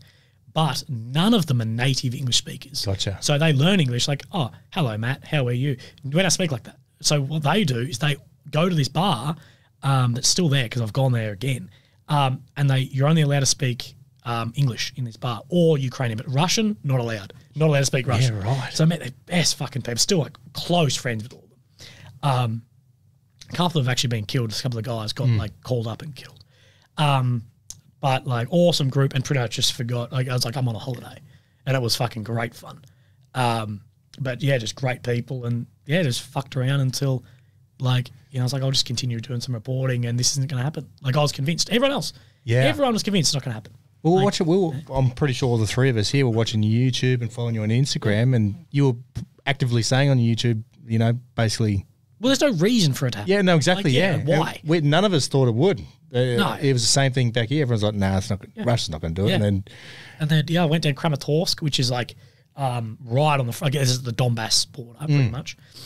which is where the video of the missile coming over me was, and we went down in the Donbass region where the frontline towns were, not under active shelling, but they got shelled every day, and you go there, but it was safe to go there before 5 o'clock. But if you went between 8 a.m. and 5, it was pretty safe because the the people that look after the ceasefires, they're there, literally in a fucking cameras and shit, and little guard towers, watching and reporting any ceasefire violations. But they knock off at 5. So we went to this village called Zloty, which got completely flattened by the there's nothing left there from the Russians. And I've got a few interviews and shit with people there. I'm like, you're all fucking dead, and it's well within Russian territory now. But your fixer would be we have to be out of here by 4:30, and you'd sort of come back a bit, and you'd be 10 k's off, and then you just hear at 5, on the dot, you'd see some white 200 series go past, from the ICAA or whatever they are. Next thing, just fucking shelling just kick off. It's fucking hell. It's war outside the hours that those cunts aren't watching. But that village was crazy. I was talking to this old babusia there, and it was I remember when I was a little girl, my parents kept me in the basement, be quiet, the Nazis are coming. And then she said, and then a few months after that, be quiet, the Soviets are coming back through to clear the Nazis. And then she's like, and I fear that the sort of Nazi Soviets are going to come through again. And I'm like, fuck, you have lived a lot. And this lady, she was like, I can't leave. I'm going to die. And it's on my YouTube. It's actually one of the biggest underappreciated thing I've done. It's hard with you. You never know what's going to be big or small. And the only reason that town existed, or used to, was an old coal mine there. There's 2,000 people there. And it was down to 50 just remaining residents once the coal mine closed. And they used to go down the mine and get their own coal to heat their stove and shit. And she was like, these are the last 2 buckets of coal that we've got. And she's like, after that, I just don't know what we'll do. I can't leave though. I can't. And it's not like your grandma, they have no money. They have no whatever. We'll just stay and see what happens. Fucking savage. And you can see the Russian trenches from that village. It would be don't fucking stand on this, you as you're crossing the streets. It's maybe walk a bit quicker across here. Yeah, right. Because even before then, there's Russian snipers would just take shots. Or just drunk Russians. And to be fair, the exact same happened on the other side. In those villages and Donetsk and shit, there'd be drunk Ukrainians in a trench, bored as fuck, 6 years of war. It's not like us. We don't deploy and come back. You just go to the front line for years. Yep. And you're drinking vodka with the boys and just unload a mag across the fucking thing. That happens. It fucking oath it happens. And the shells just... Yeah, whatever. Of course. It was... Yeah, some of that... That was first eye-opening to, a level of somewhat conventional war in those villages. You're just wow. Soldiers live... And long-time war. Not we've set up a fob, this is what's happening, roll in and out, and we'll leave in a few years. But, this has been happening for a long time. Shelling back and forward, crazy. Yeah. And proper weapons. Not some cunt blarting off an AK at a base or a PKM, where it's, the Russians have fighter jets over there. Yeah. Crazy. And that was even before the invasion. Yeah. So the thing is, you leave the Ukraine, you head back to Poland. Yeah. And then you're like, fuck, your personal role within what you were doing kind of changed. You went from recording YouTube videos to becoming almost like an independent fucking war correspondent. Yeah, so in the beginning, I was not accredited journalist at all in the beginning. And a lot of people are like, you just get, I'm like, no, because I was getting arrested by the SBU at gunpoint. And the SBU, who are the equivalent AFP, FBI, equivalent as far as job role, not equivalent as far as SOPs. And they were actively looking for Russian spies. Actively looking. Yeah. Not only any spies. Craziness, because they're fucking everywhere over there. They're spooks. Every country, biggest thing in the world, every country's spies, everything is there. And being non-accredited, trying to film shit in frontline towns, and people are marking, because you had to go check roofs every day to see if anyone marked it for missiles to come in, all this shit. A few times I got arrested at gunpoint by these random dudes in civvies who have no... If they pulled you up and shot you in the beginnings of a country's on a full-scale war, no one's ever... You just disappeared. You just disappeared. Yeah. And I was like, I need to fucking get out of here. Within the first 4 days, I'd moved from the Far East across and get my creds so I can come back in Ukraine officially, in some official capacity. But people need to forget too, because, now everyone's a fucking war expert. The Russian army shit. Before the 24, or before probably a week after, every single person in the world thought that it would be the equivalent if Australian mainland said we're invading Tasmania, that would just roll over the fucking top of it. Everyone thought that. It's the Russian army. They're going to just... And we're in the Far East where within artillery range of the old Russian fucking trenches, and they've just launched a full-scale war where, like, we have 24 to 48 hours to get the fuck out of this country before it's gone. Like, and in those initial days, Russia came out like, from the north, from the east, or whatever, and we're trying to get across the middle. Like, yeah, okay, people are, they didn't push that far. No shit. But we thought we were about to see T-90 tanks cruising 80 kilometres an hour behind us. That's what everyone thought would happen. Like, we thought we have, like, when we're filming in those, when the war, like, started, and it's like, well, the special operations started, we have, like, 40 minutes and we need to start leaving. Because those tanks, we didn't know they'd actually be held off that much. You're seeing Caliber missiles come in, fighter jets go over helicopters, and Russian helicopters coming over the top. Like, you're like, we need to fucking leave. But yeah, it just stalled very quickly, that invasion. Or they came too far in. They sort of sausaged in and they got fucked up. But yeah, like, we left, had to get my own creds and came back as like, yeah, and it's been weird. So just quickly, what was the process to get there, those creds? You know, you just rock up to a centre and you're like, hey, I'm just a YouTuber. That's bullshit mine a little bit. Yeah, of course. But it's actually pretty easy to get Ukrainian press creds. To get press, because press accreditation is not like a thing. They're not like international. If you have freedom of press, you can't have, or only this person can be press. In Australia, although people don't know, you can just go start reporting. Exactly. Nothing can stop you. It is different if you want to go like into Parliament House and film, or into a police. That's different. But everyone can do it with the right paperwork, security shit's doable. But there's still like almost like press NGOs that like, you pay like a $200 yearly fee, but they also, if you like get locked up, or they fight for freedoms of press. Like, Australia's pretty free with press, realistically pretty free. But they fight like in court for other countries to become more free of press, and will back people. Like, if I got arrested in Australia, they would start backing my case against the police, say. Something like that. So they do that. That's what their job is. But you get a press card out of that, and then you can submit that to the Ukrainian army. They look over your background, whatever, and then they'll submit you a Ukrainian press cred. But it's pretty easy. You just need a cover letter and whatever, and some examples of work, and it was fucking easy. So getting that helped a fucking lot, because otherwise I just thought I was a spook. Like, he's just fucking around. Yeah. But you're in and out of, obviously, that first time you've met a whole bunch of fixers and local guys, and they helped you get back in that second time. Yeah. Well, my main fixer I had was very pro-Russian, and he actually was the one that drove me to Vinnytsia, just out of like the Far East. And he was on the phone to his wife, literally being like, they're coming, like, we're saved, blah, blah, blah, like, thank God. We're going to have, like, the glory of the Soviet Union back. And I'm in the back, just like, oh, fuck. I'm not going to say fucking shit here. Because, like, he's a democratic person at that. He's fairly, like, I'm not pro-Ukrainian or pro-Russian. I'm anti people fucking dying by the thousands a day. That's my stance. And people say, oh, that makes you pro-Russian. No, it doesn't. I just don't want to see 17-year-old men who have no actual idea of global politics getting fucking chewed up by a 30 cal gun. That's what I don't want to see. Yeah.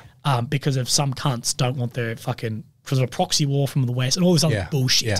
I just don't like seeing that. To the scale of you see it. Like, it's fucking crazy. And the funny thing was, I was like, fuck. And I'm following Google Maps, being like, I hope this cunt's going the right way. Like he just wouldn't have. I'm like, what do I was like, fuck, if he just turns the other way, I'm fucked. Yeah. Funny thing was, he was a Soviet Afghan veteran. Oh, no. And he spoke some English. I was like, I've been in Afghanistan. He's like, oh, when? And I'm like, 2017. He turns around, like, pussy. I'm like, yeah, I'm tracking. Like, yeah, we all are, compared to you cunts. Just go in there, just start shooting dudes. Yeah. But, yeah, those first days were fucking insane. We bought a car to get out. Like, we bought a car with Bitcoin because, like, there was no cash, or like it was like a hryvnia, but like the dollar there worth nothing. You didn't have enough USD. You had fuck all really. You couldn't even get cash out. All the ATMs were down. Power was off everywhere. Whatever. The only way was to like computer transfer Bitcoin to a car yard to get a car to drive out. And we just got stopped everywhere by shit. And there's just tanks and planes and choppers. And it was fucking crazy. Like, full-scale war. It's fucking mental. Yeah. Just the hardware of shit. Yeah, and obviously... And fear. People are fucking scared. Yeah. Every Ukrainian thinks, like we did, it's the Russian army. We're going to be Russian within hours unless we fucking leave. Yeah. So I have a few friends got shot, not killed, thank fuck. But I know another journalist got killed by Ukrainian people on checkpoints or whatever, by Ukrainian, not even soldiers, but like National Guard guys who've had no training. They're just literally put on a checkpoint. It's voluntary. You just literally stand for an AK. And these are 17, 18, 19-year-old scared as fuck guys. you rock up, and the big problem we found was cars are meant to be marked with TV on them, not press, like vehicles. But the V was the sign of, we had the Z on the side of some of the Russian vehicles, but you also had a V and an O for different, like Kherson Oblast, Kiev Oblast, shit like that. And they saw the V and fucking lit up the cars, and it kept happening. And journos are dumb cunts. They'd just, we're special Westerners. We'll just floor it through the border, through the checkpoint. You fucking idiots.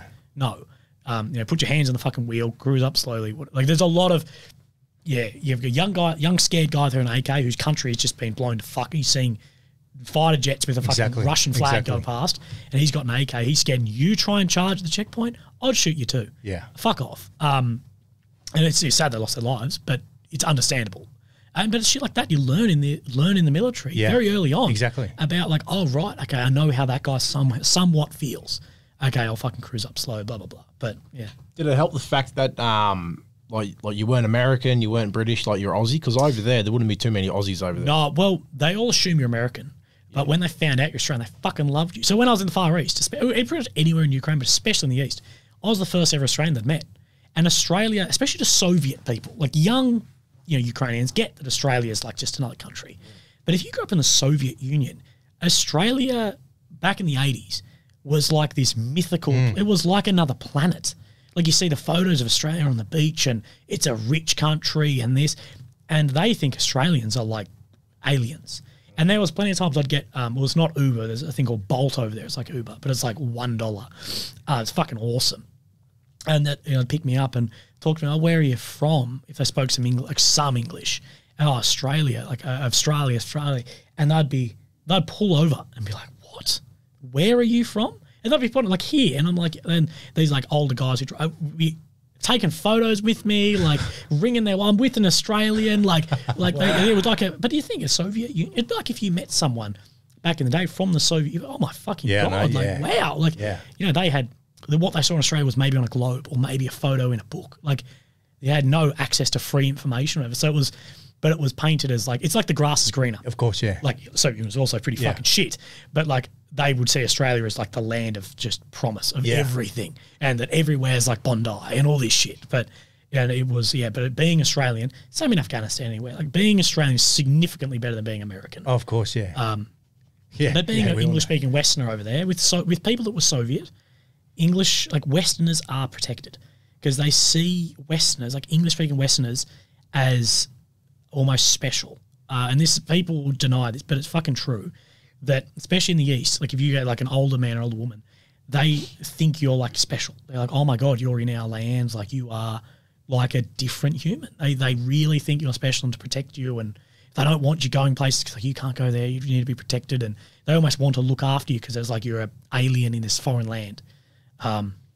It's cool, but like being Australian helps a lot. Yeah, of course. And like even a show, because you have to show your passport with like my military creds there, and Australia. Like, oh, fuck. And I used to always get, and I'm like, what the fuck? Australia, Boris Johnson. And Boris.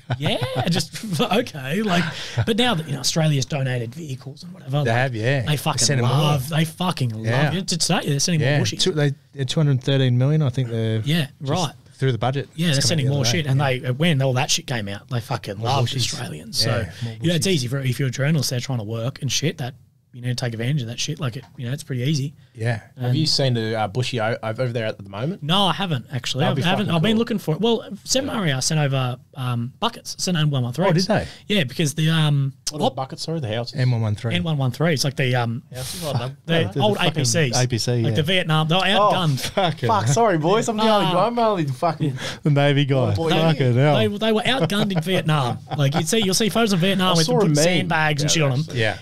And the OPSWO rang me. And he's like, hey, Willie, we're sending buckets. Have you seen any? Can you do a photo for us? Because it'd be something cool for like 7. Oh, no way. And I didn't see any. It's a massive AO. Yeah. Like the front line's thousands of kilometres long. Like thousands and thousands. It's huge. Disappointing. I would have loved to see a bushy. I know Australian guy from 7 who went across there to volunteer fighting. And he was I'm a bushmaster. Like, this is what I did. He's all right, but sadly he lost part of his hand. He got fucked up by a shell. But yeah, like he went over there specifically being, well, the bushes are going, I was a crew or whatever, fuck it, I'll go and help out on that way. Yeah. It's Yeah, it's disappointing I didn't see them. I would have liked to. But Yeah. yeah, it's just such a massive AO there. Yeah, of course. Yeah. So just to end on the whole Ukraine thing, just a couple of quick questions, just as a reference for our listeners, and for the fucking what you see on the fucking media. How many people are dying daily? It's really, really difficult to get a scope. It is massive, but it is significantly more than any reporting. It would be anywhere from ×3 to ×10. And it's actually coming out now. They're starting to not being able to hide it because there's protests at the moment in Kiev that's not getting reported, but of parents being like, "Where's our kids? Where's the battalion?" And there's full battalions getting wiped out, like full brigades getting wiped. And there's one the other day I saw through some other sources in Kiev. It was like the 93rd Airborne Regiment or whatever. And there's parents like, "Where the fuck are we? Haven't heard from them. Like, where are they? Okay, are they this?" And it's like that doesn't exist. Like that battalion's gone. Like. I would say, depending on like a bad day, would be around 2,000 Ukrainians, 2,000 Russians. It could be more. There's days it would be way more, days way less. But yeah, like it's sitting high hundreds to thousands a day. And I was telling you boys before we started that there was an incident reported of, there's a few tens of guys killed. And being there and you're hearing through some locals, like, no, when those missiles hit that base, there was 1,400 Ukrainian soldiers killed. 1,400 in that impact. And it's like, it's fucking insane. People don't realise how much it is. And I did the Azov battalion, which is like the pro-right neo-Nazi battalion. I did a podcast with one of those guys. Recently, he was the only surviving member of the entire brigade of his whatever his thing was. Shit. And the only reason he knows, so it was like brigade of hundreds of guys. And he said they almost like it was like 2/3 got wiped out in his first stop, and then. He got pulled off and op because he was like a special West. He was an American guy who went to fight Azov. And like, no, you're not going on this one. When they tried to helicopter into Mariupol. And he said, so my first battalion all died. And I joined another battalion. And he said, we're in the BMPs, or they were BTRs, whatever. And we just went to chaos. Like just the shell, everything's chaos. Vehicles exploding in front of us, whatever. And he said, I just remember nothing until I woke up in the hospital. But he said, what happened... The only reason I know what happened was there was a Russian drone footage on fucking like Intel Slavazek, one of the Russian pages, had drone footage of them. And he said, what happened was I was next to my best mate over there. And you see my vehicle hit a AT mine, anti-tank mine, and sort of blow and fall on its side. And the vehicle's fucked, like whatever BMP. And he said, then you see my mate get out bleeding and pulling me out of the vehicle. But I'm unconscious. He said, I was out. I was at nothing. He said, I was in and out somewhat, but he said, I'm pretty fucked. And he said, you see him drag me out of the vehicle and then him collapse beside me and just bleed out.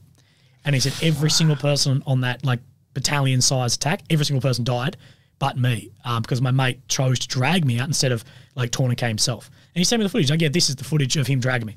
And I'm like, holy fuck. And he's the only surviving member.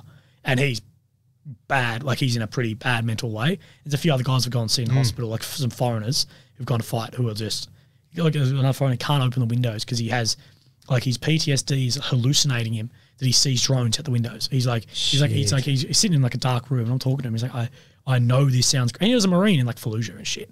And he's like, man, I know this sounds crazy, but if that window gets up, I see drones as clear as day and I freak out. I see drones flying. I see him. He's like, I don't know what's happening. He's like, my mind is tricking me into that, but he's like, I can't have. And it's like, I'm just trying to put it in perspective of like how big it is. Like a lot of foreigners I've talked to have got injured or whatever. Like, I've never seen a Russian. It's just artillery. That's how the Russians fight. The Russians are not good at fighting, like gunfighting. Yeah. But their artillery, they're just artillery shit. Like the village of Pisky where we worked a bit, 6,000 shells a day into this village. That's a village of a few hundred people. And it's like, that's just how they're fighting. But the loss, they just don't give a fuck. Yeah. Like when I was out in Kharkiv, I went into the best place to go as a journalist, at least, maybe not for your own health, but is to go into villages that have just been like liberated because they've been occupied, and you go because the people were under Russian occupation and all this shit. But of course there's Russian bodies fucking everywhere, and the shallow graves, graves that shallow, the tips of their feet will still be out of the dirt. And we walk in, and we snuck in, my fixer snuck me into, like it was fucking not allowed to go to this village.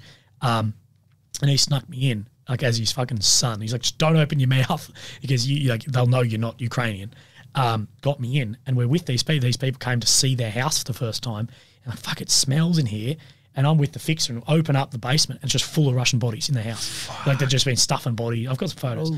They're stuffing bodies down there. As they die, they're like, oh, whatever. Just chuck the body down, then chuck in a grave. And so that was, we had no idea. But the multiple bodies in this, like all just decomposed, fucking disgusting. And the well, which the town well is just where they get water, was just full of bodies. Like there are at least like 7 or 8 bodies they're saying are in the well. Every garage had a tank blown up in it. And of course, once the tanks cook off, like the with the autoloader, they cook off, half the house is fucking exploded and there's just bodies fucking everywhere. And you're like, fuck, like where do you even start? Your basement, it's not like the police will come and clear your basement. Like they're busy doing other shit. Your basement's full of bodies, the well's full of bodies, and your house has a tank in the garage that weighs 50 tons with bodies in it. Like it might have some teeth left because it'll cook at 1,000 degrees. Like, and some of Ukrainian bodies, like just random, like they clear the Ukrainian bodies very quickly because they're their own. But the Russian bodies, it's pretty, we'll get them eventually, but we've got better shit to do.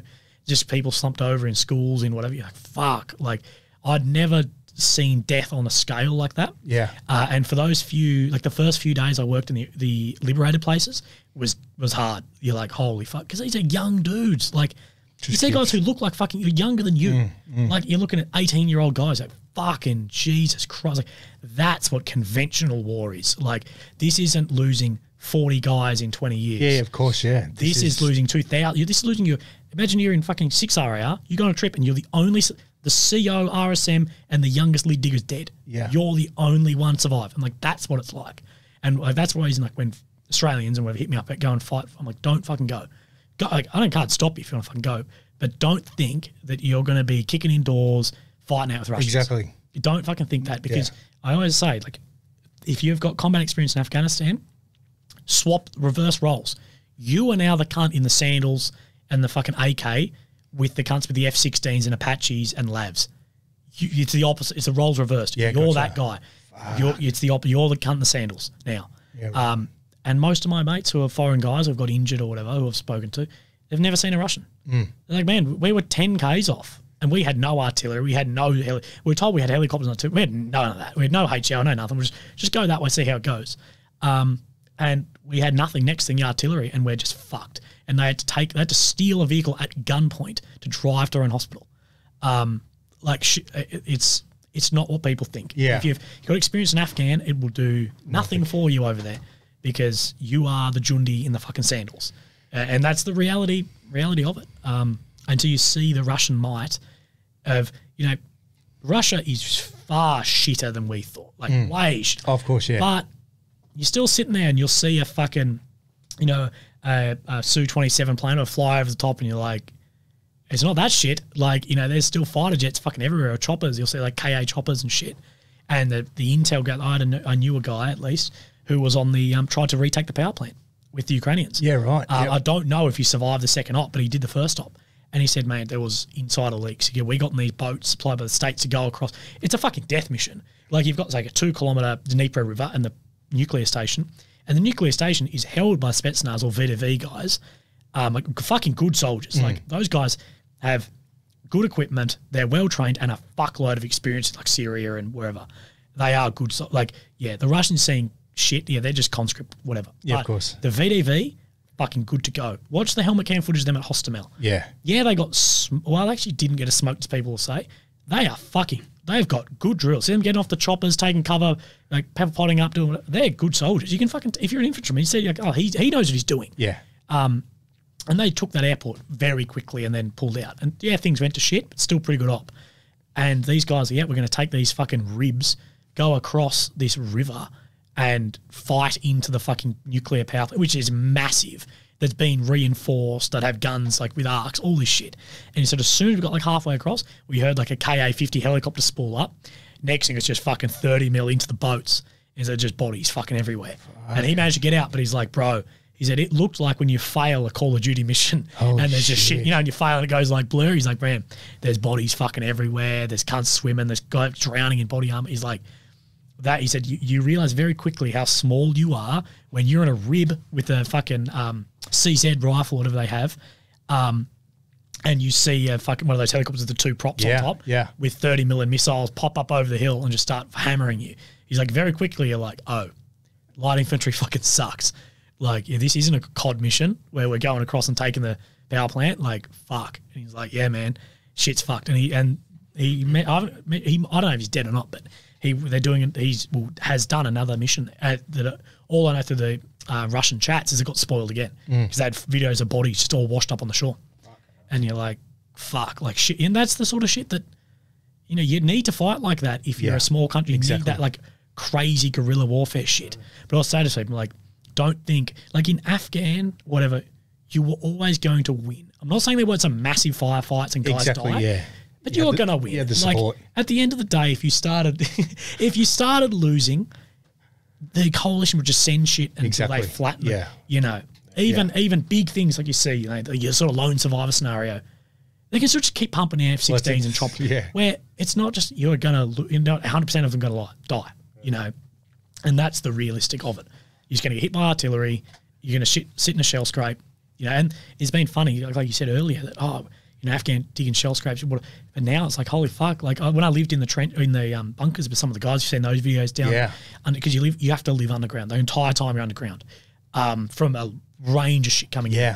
And again, digging shell scrapes, living in, and I'm like, fuck, I didn't think this war happened. Like I didn't think this was going to ever happen again where we're living in shell scrapes and we're sleeping in bunkers. We're cutting down, like the boys are cutting down trees to reinforce the bunkers and just the entire time. Like, wow. Living on basics. This is crazy. Like this is old school warfare. Like World War fucking style.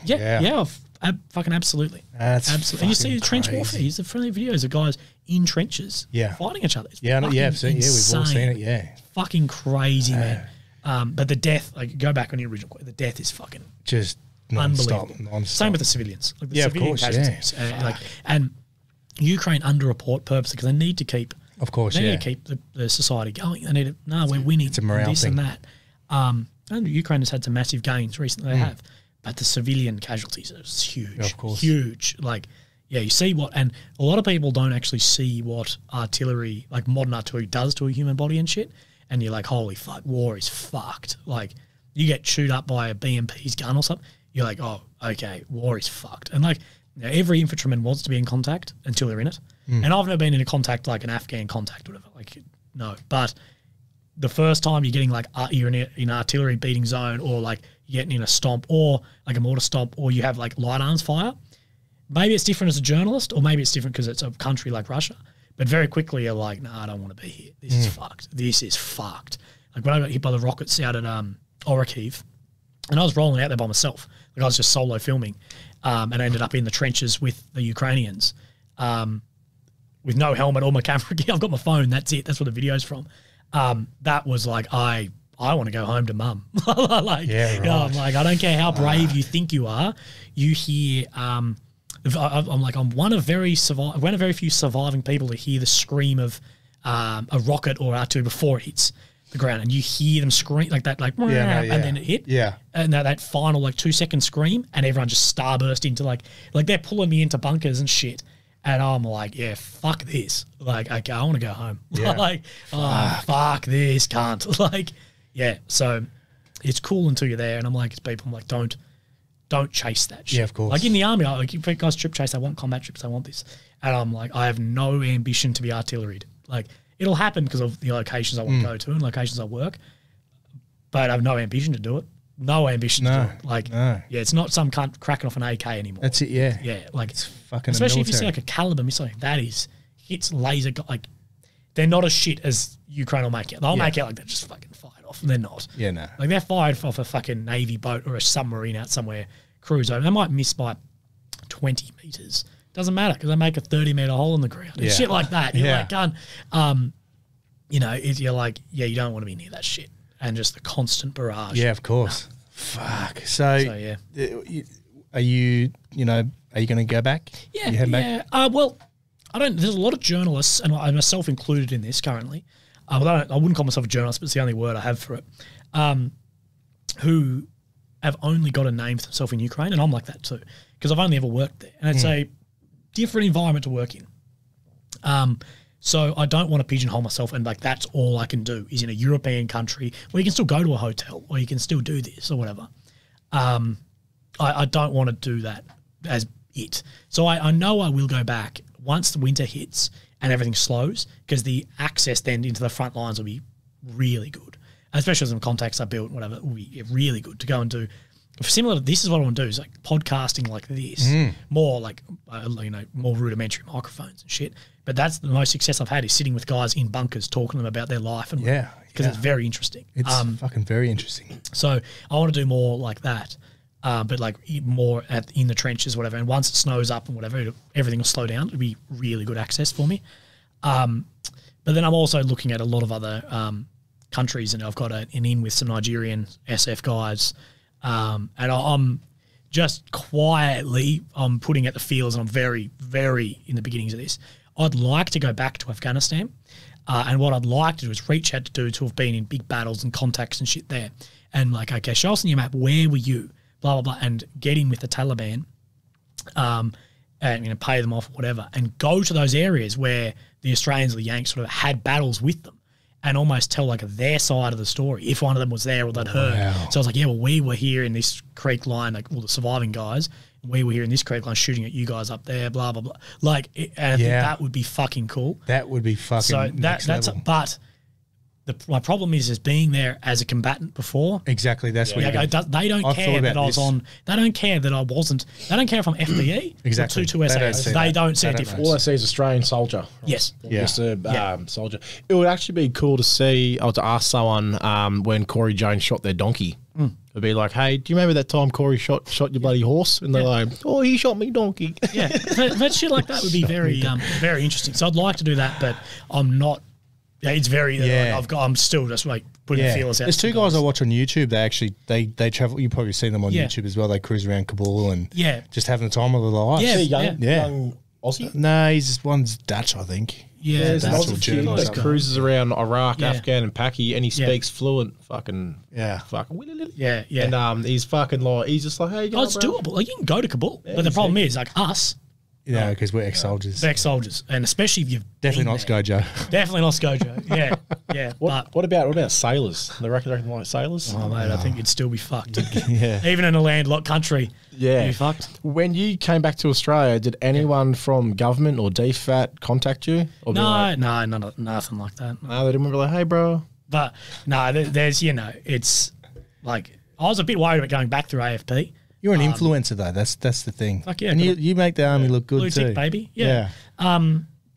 Well, I was coming back through the airport and AFP, you guys beelines it towards me. I'm like, oh, here we go. Shit. I'm going to actually go through my phone. Well, fair enough too. Yeah. I'm deleting shit. Literally. And he comes and he's like, you're Willie. Cool. And I'm like, oh, I follow you on Instagram. Can I get a photo? Oh, yeah. And I'm in the fucking, in the immigration fucking terminal. And I'm giving some random cunt. He's like, I want a photo with this guy. And I was like, what the fuck? And I got to come back a few times. And the other time, I was late for my joining flight, but I landed at Melbourne, so I had to go through international to get. And I come up, I'm fucking sweating bullets because I had to run through the fucking thing. I'm in a rush. I look like the guy you'd fall into a fucking room. I'd get that cunt in here. And I rock up, I was like, where have you been? I'm like, Ukraine. He's like, oh yeah, through you go. And I'm like, I'm like, you were not doing your job. I'm sweating. I've probably got shit all over. I'm there scrubbing boots and stuff because you're walking through artillery and all this, you can pick it up. And you're like, oh, where have you been? Yeah, Ukraine.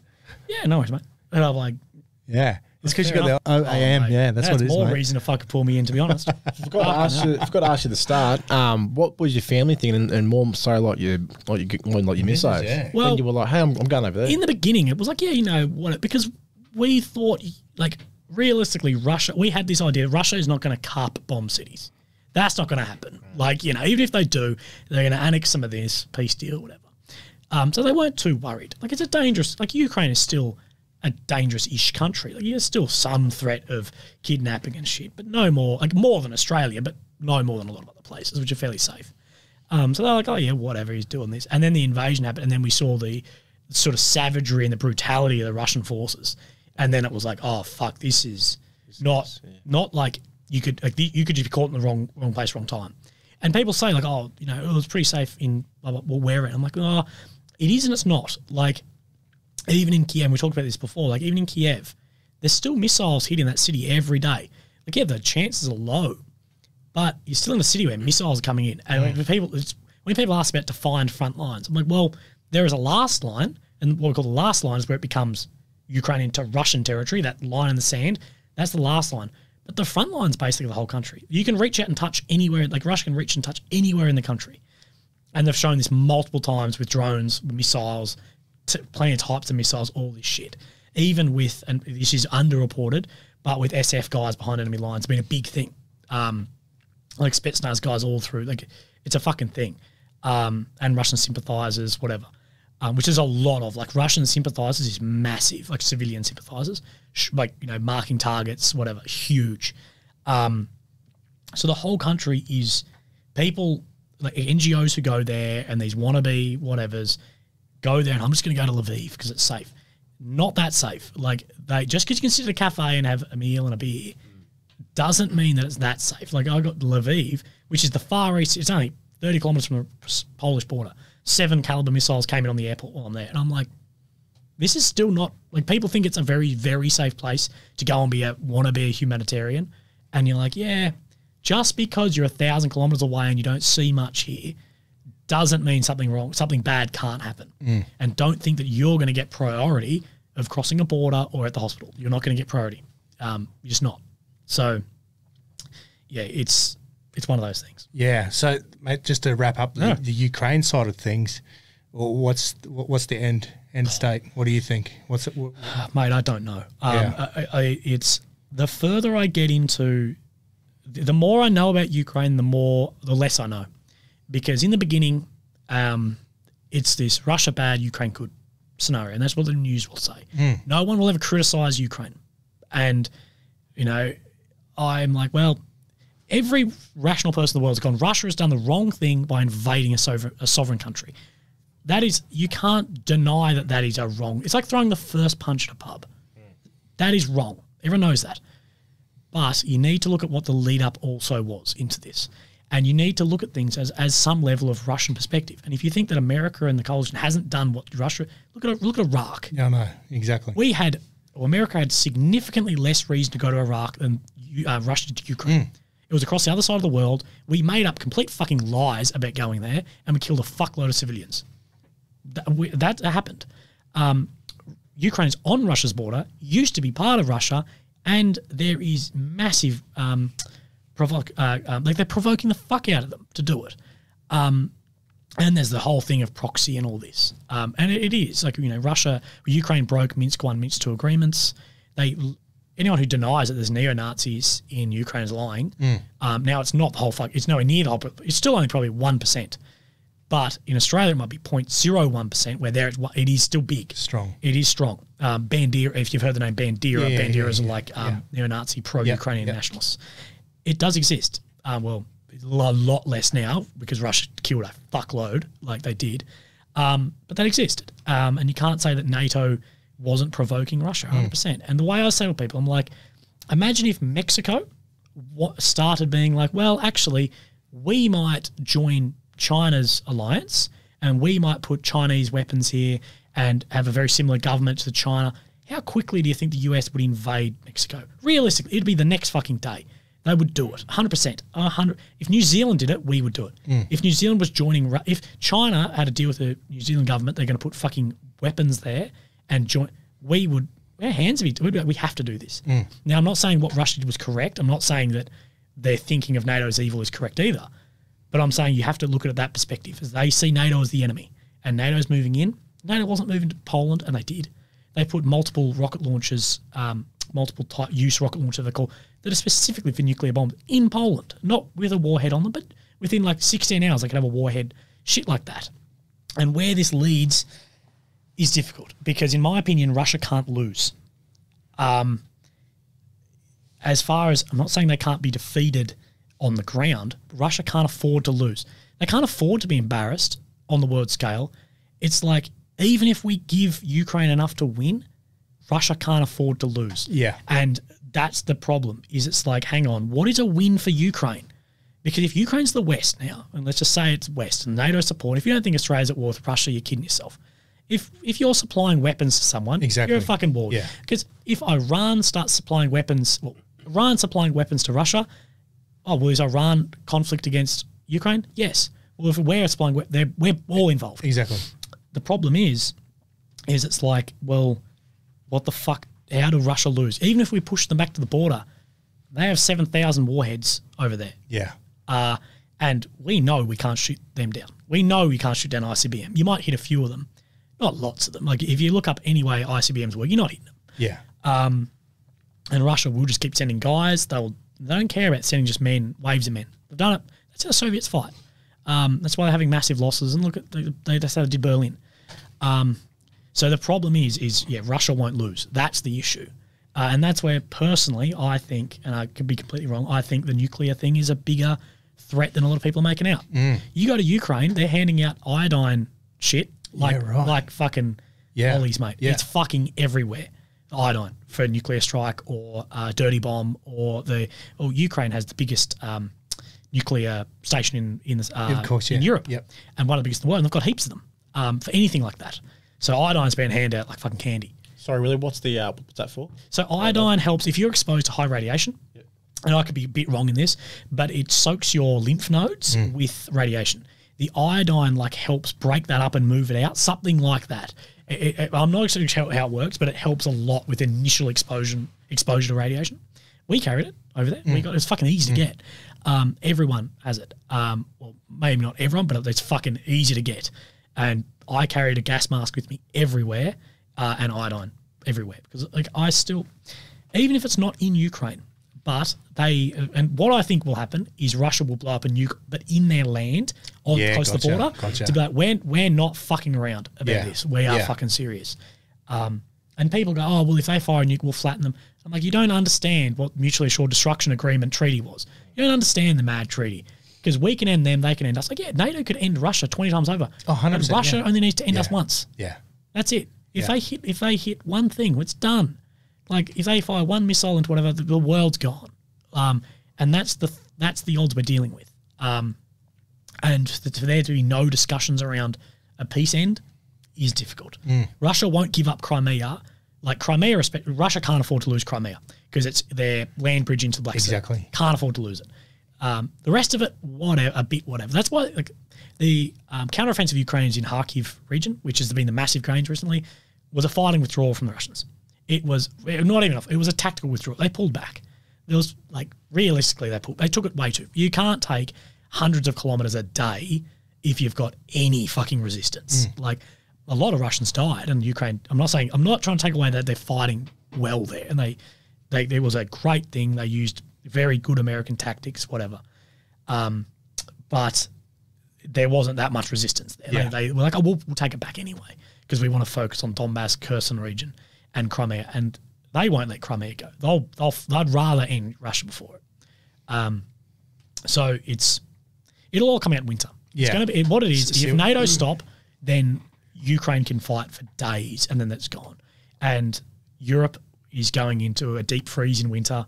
No gas, or gas is super expensive. No oil. The Saudis are on board with Russia, where the other oil comes from. It's gonna go to shit, and at some point, it's gonna get so uncomfortable in Europe that countries like Germany and France and shit will be like, we need to pull back here. Yeah, gotcha. But you're getting a lot out of it, like the fucking West. If people are, the West is getting nothing, bullshit. Go look at any defense force stock, any defense industry stock from the particular US. Look on the 24th of February. Look at or the 23rd of February. Yeah. Look at their fucking price after this. Look at it fucking skyrocket. Look at Thales and Rheinmetall and shit like that. Fucking skyrocket. And you don't think that America's gaining a lot of this? America is the West is being able to wear down their greatest enemy, which is Russia, wear down the largest force that could actually influence us, other than China, but Russia. We can wear that down without sending anything but some old fucking vehicles and use Ukrainian lives. If you don't think that's in it, people are like, oh, proxy war, that's bullshit. No, it's not. Why do we care so much then? Yeah, exactly. We're like, well, these guys could maybe actually do something to the Russians, but if we supply the Ukrainians, they'll kill thousands of them, wear them down. We get to see how javelins work. We get to see how this equipment works. And that's like the Switchblade drone, Switchblade shit was meant to take out tanks. We ended up being, oh, that's actually not that good. Oh yeah, no worries, we'll scrap that fucking program, start something else. We got to see that N-laws and L-laws and shit are fantastic against Russian, and we get to wear down half their equipment, and oh well, they won't be a threat to us for another 50 years. And not one NATO troop, as far as within NATO serving, has died. We're getting the great end out of it. Yeah. Our defense, we don't have America's economy, every economy needs a war. Yeah. And Afghan ended. Well, why the fuck is America spending $500 billion a year, whatever it fucking is, in defense? Yeah. We're employing 10 million people. We need a war. And, you know, it's not a conspiracy because they do. Like, they needs it. Or they need a reason to exist. Yeah, of course, yeah. Russia, people say, and I'm actually on the opposite of this, the propaganda around Russian being powerful is not Eastern propaganda. It's not Russian propaganda. It's our propaganda to have an excuse for having our militaries and our money in the army. So you don't think that fucking ISIS and the CIA knew that Russia wasn't that powerful? Of course they fucking knew. But to be able to fund a multi-$100 billion defense force, you need an enemy. You need to tell people, you need to tell soldiers, you need to tell civilians that there is a real force out there that could take you on. And so we talked up with our own propaganda, the Russians. And that's why do you think we fought the Mulzarians? And the Mulzarians are really good soldiers. We knew the Russians weren't good. So, Yeah. But, the intel knew that they weren't that good. But you need an excuse to have the biggest industry in every country is defense. And you need a reason for that to exist. So our own propaganda was the Russians are very good, could take us toe-to-toe. And we deep down probably knew they weren't, but it's there, and then we had to wear them down with with some of our equipment, but mainly not our lives.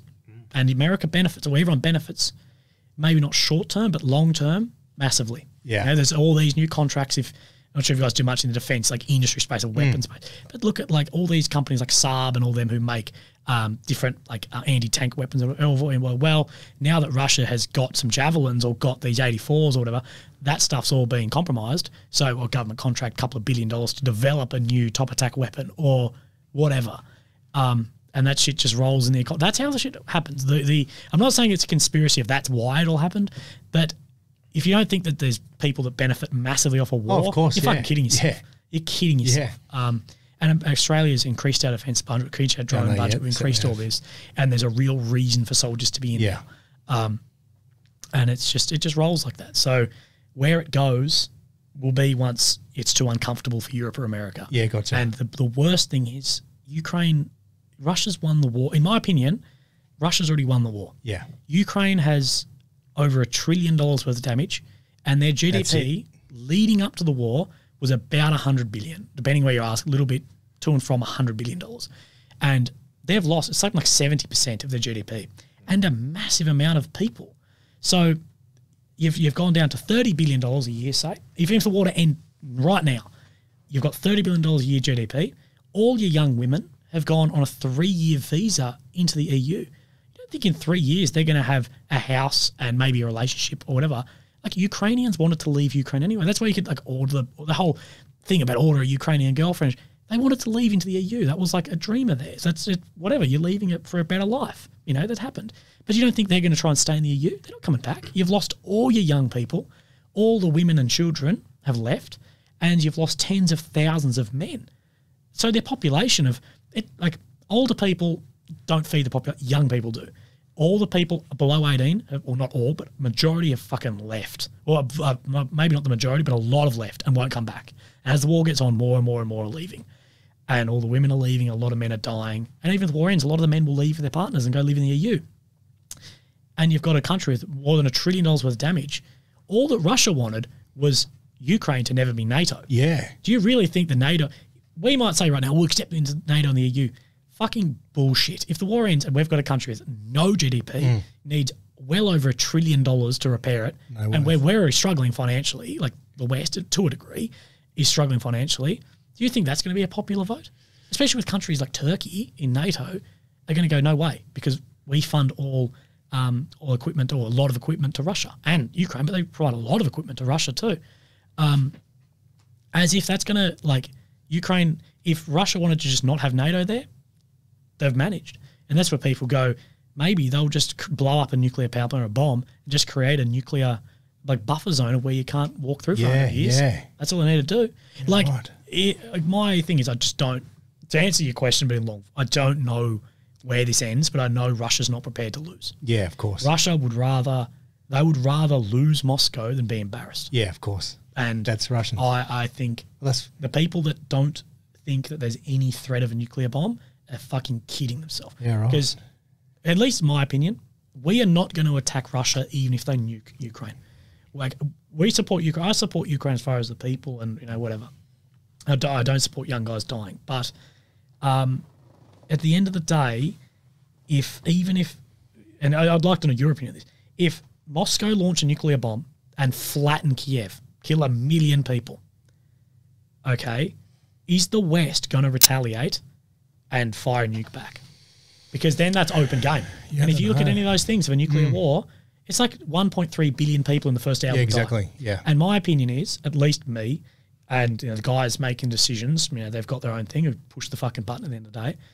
Even if Russia do that, I don't see countries like the US and France and nuclear powers launching a bomb back at Moscow. I don't see them doing it because I'm like, once you do that, you're going to kill end of the world. You're going to kill 1 billion. Yeah. You're going to kill billions in the world. first hour, first couple of hours. Yep. And by the end of the week, we're going to be with sticks and stones running around the fucking bush. Yeah. That's the reality. Yeah, that's it, yeah. And I know we might say we support, the West might say we support Ukraine to the end, but I don't believe that we support them to that degree. Extent, yeah. No. That's my opinion, is we would go, holy fuck, okay, now we need to implement something, but we're not about to flatten Moscow. Yeah. We would end Moscow. Yeah, that's fair. But they'd get their rockets off. Yeah. They'd get their rockets exactly, yeah. And you don't need that many, like, but like the people might not hit the buttons in the tubes or the subs. Yeah. But not even if 2%, you're talking like That's it's like it, yeah. an estimate of like 8,000 warheads. Yeah. Even if 1% push the button, which is going to be way more, don't think that the Russians like the West. Yeah. The West, they think we're cunts. Exactly. And that's where we've gone wrong. I get financial sanctions against oil and gas and whatever, but the sanctions, he talks a lot of journalists will say this, but will never say it on the news because they've got like, CNN or Fox, they've got to appeal to managers and finances and all this shit. But like, if you don't think that there's a degree of like Russia hate against us because of the sanctions we put in, that's a fucking lie because we've pulled McDonald's out of Russia. Yeah, that doesn't say to an average 20-year-old Russian who could join the army. That doesn't say Russia's doing it. That goes, the West fucking hate us. Yeah. The West won't let us drink Coke. The West, and it's like the sanctions they're putting against them are actually, and it's the same with fundamentalizing like Islamic people and whatever. We're pushing them into that our own fucking way, and it's like we are almost like extreming these people by doing that. The sanctions from like businesses, you can't wear Nike shoes if you're Russian. They don't think fuck Moscow, fuck Putin. They think fuck the West. They won't even let us buy their shoes. You can't fix my Mercedes here. And a lot of those sanctions are having a much larger opposite effect than what it's meant to be and have gained support in Moscow and St. Petersburg and that. It's having the opposite. And a lot of that was a bad mistake on big time. Yeah. Because it looked bad. Nike's selling in Moscow. One, that's fucking nothing. Doesn't do anything anyway. But it had the opposite effect. Or a lot of Russian people are going, well, the West really does hate us. When what we should have done is embrace the Russian people and go, it's your government that's fucking crazy, not you. I completely understand incriminating the Russian government, even Russian soldiers, and saying they're cunts, whatever. But when people are going, fuck Russians, that's wrong. Yeah. Like you'd see in the EU, cars with Russian number plates getting vandalised and this and that. The average Russian has nothing to do with Exactly. It's like going to scratch my girlfriend's car because I went to Afghanistan. That's fucking ridiculous. Yeah. But it's seen as normal. Like Russian hate is completely allowed. Like if I put a status up and said, fuck Russia, no one would have a go at me. Or fuck Russian people. Yeah. Most of these people, 130 million people, 10 of them maybe 10 million live in Moscow and St. Petersburg. Another 120 million live in villages fucking 4,000 kilometres away somewhere in the snow. You think they have any influence? And people rise up against the government. Fucking people were scared to rise up against Vic police for COVID masks. Yeah. And people getting arrested and this and that. You're telling me that if you were in fucking Moscow, you're going to rise up against the fucking communist government where the police have no rules, no law, and the media is owned by the state. They're not going to have like that Avi Yemeni guy and the media's fucking chance. Getting arrested and they take him to pay. No chance. It's not like that. You'll just disappear. You get 9 They'll mil. grab your family. Yeah. And the same people who believe if they were in Nazi Germany, they would have rised up against the Nazis. Yeah, you've got some. You've got the 0.1%. You've got your Anne Franks. You've got your whatevers. 99.9% of you are not rising up against, even if you know it's wrong. And to put it on Moscow, people should rise up against Putin, fuck off. Yeah. Fuck off. Like, we've seen in Australia what it takes to rise up against the government. Yeah. And people getting massive $5,000 fines and this and that. But you're in a country that'll shoot you and take your family. Yeah. Fuck off. Don't tell me that these people should do this. No, that's ridiculous. Yeah. It's I hate that the Russian hate against Russian people. Yeah. I think it's bullshit. Yeah. And instead is they don't have this. They don't have the freedom to have podcasts like this or news, whatever. It's state-owned media. So they're being fed what the state feeds them. And the problem is, even if they get Western media, now the Western media hates Russian people. Yeah. So they've got the state media saying, the Ukrainians are Nazis, and they've got free media, like even podcasts and stuff, saying, fuck the Russians and we should kill them. How do you think a young Russian feels? Exactly. They don't like us. Yeah. That's why everyone's doing the Z, everyone's doing whatever. People think that the Russians are like, oh no, it's the government. It's not. It's not. Yeah. It's not that. It's a lot of Russians support the movement. The majority of them do. Yeah. And we are feeding that. And we're feeding it. There you go. Yeah, we're Cool creating listeners. an enemy. We are the ones with a lot of influence created terrorists in the Middle East. We have for a very long time. Yeah, and by doing shit, we made that happen. We destabilized things, did whatever. And you don't think that we're destabilizing like Russia and that that you're just going to create more and more militias and shit? It's fucking ridiculous. Yeah. Yeah, it's crazy. It is. Thing is, no one knows where it leads, and it could go 0 to 100. Yeah. And I personally believe more chance of the 100. Yeah. Yeah. Fuck, I reckon in the last hour and 20 minutes, you've given us more information on the Ukraine than fucking the media has in the last fucking, That's all right. and real shit. It's, fuck. We've got to be there. And like I said, it's even there, journos reporting on stuff there are full of shit. Yeah. Because most journalists who work at big companies are not allowed to leave, like Kiev, say. Well, some do go. Like there are some hardcore cunts with Reuters and things like that. Like fucking oath and Al Jazeera and shit. They do some. But at the end of the day, no one knows what's happening. No. Like no one fucking. Because even when you see me in Bakhmut getting shelled and shit, I don't know what the fuck's happening. Yeah. Like realistically, I don't fucking know. The report, and that's where I've gone the interview route, because reporting I might be reporting on this village is getting hit, whatever. I can report that because I'm seeing shells come in, and all the people hate Putin or whatever. All these people love Putin, and they're aiming the fucking shells, and that's happening too. That's massively happening in the east. But reporting on what's going on, big scheme, it's journalists sitting in the bar in the Hilton in middle of Kiev or the Intercontinental reading Telegram and 30-second split for the news and this and that, and that's bullshit. It's whatever Telegram says. But if you think that you can't investigative journalists down the front line, that's not a thing.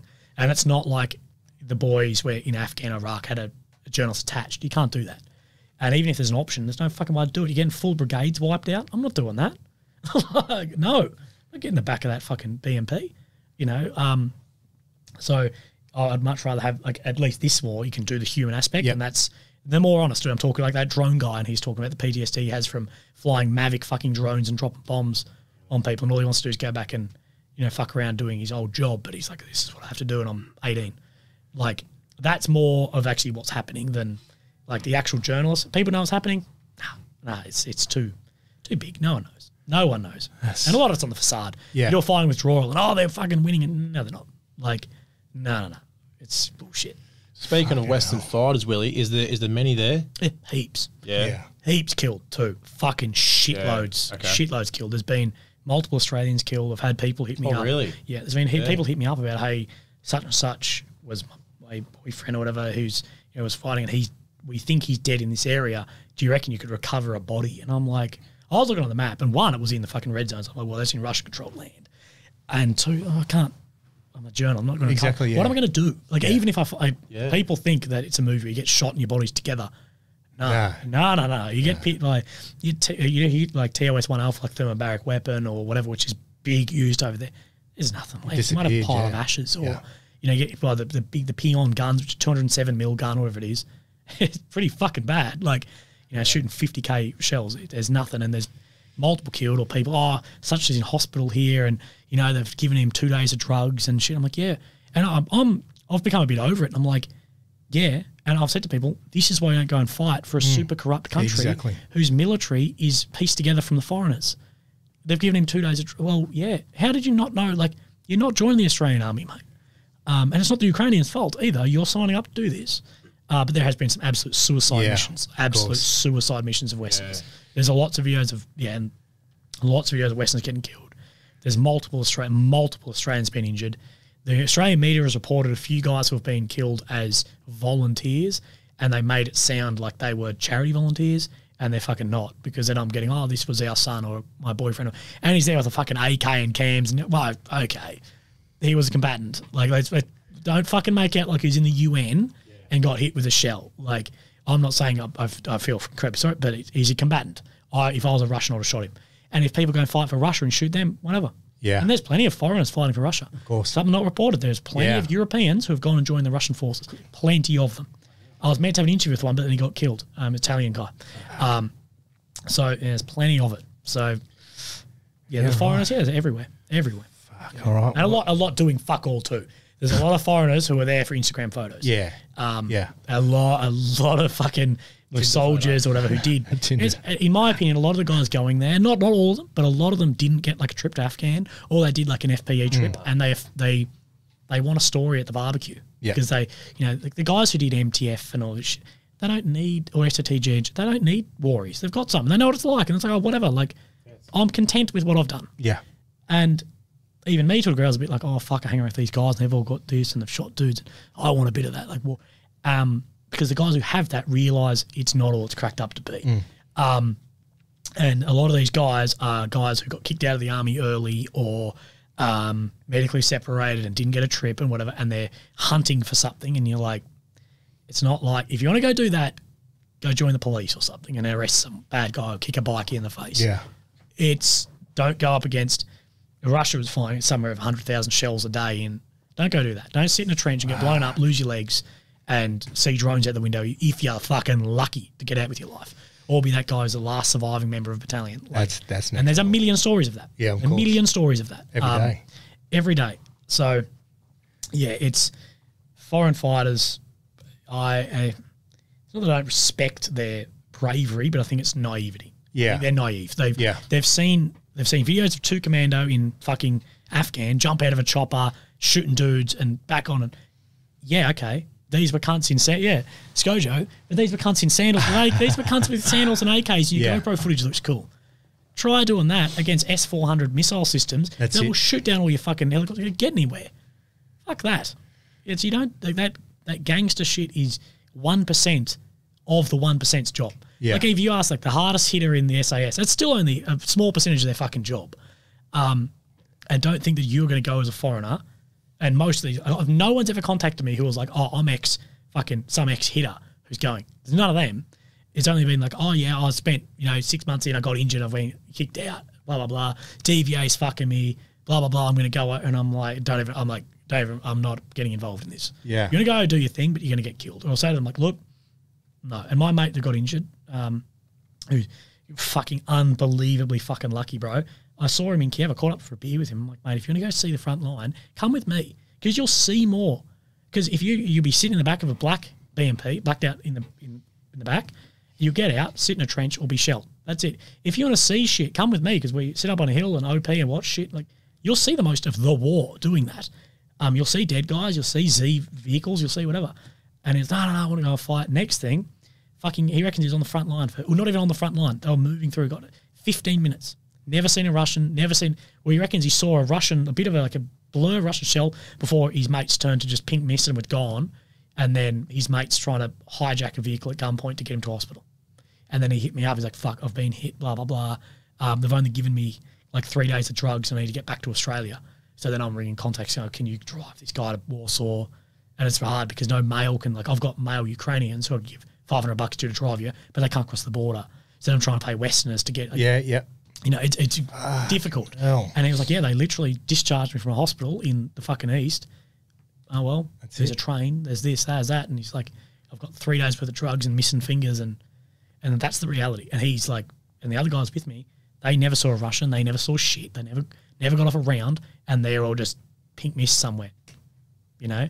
That's the reality. That's the key word right there. Yeah. That's the fucking reality. And if you think you're going to be a fucking fighting, because I think a lot of people get the misconception of the YPG, YPJ, etc., fighting Taliban or ISIS, or more ISIS, I should say. That's not war. That's different. That's different. Yeah, exactly. This is fucking This is wartime. Ask the YPJ guys or the YBS or whatever the other guys when they see the Turkish fighter jets, and you're like, oh fuck, Yeah. You're like you get that like, oh, we are the cunts in the mountains in the tunnels, and Russia's using whatever they can against you.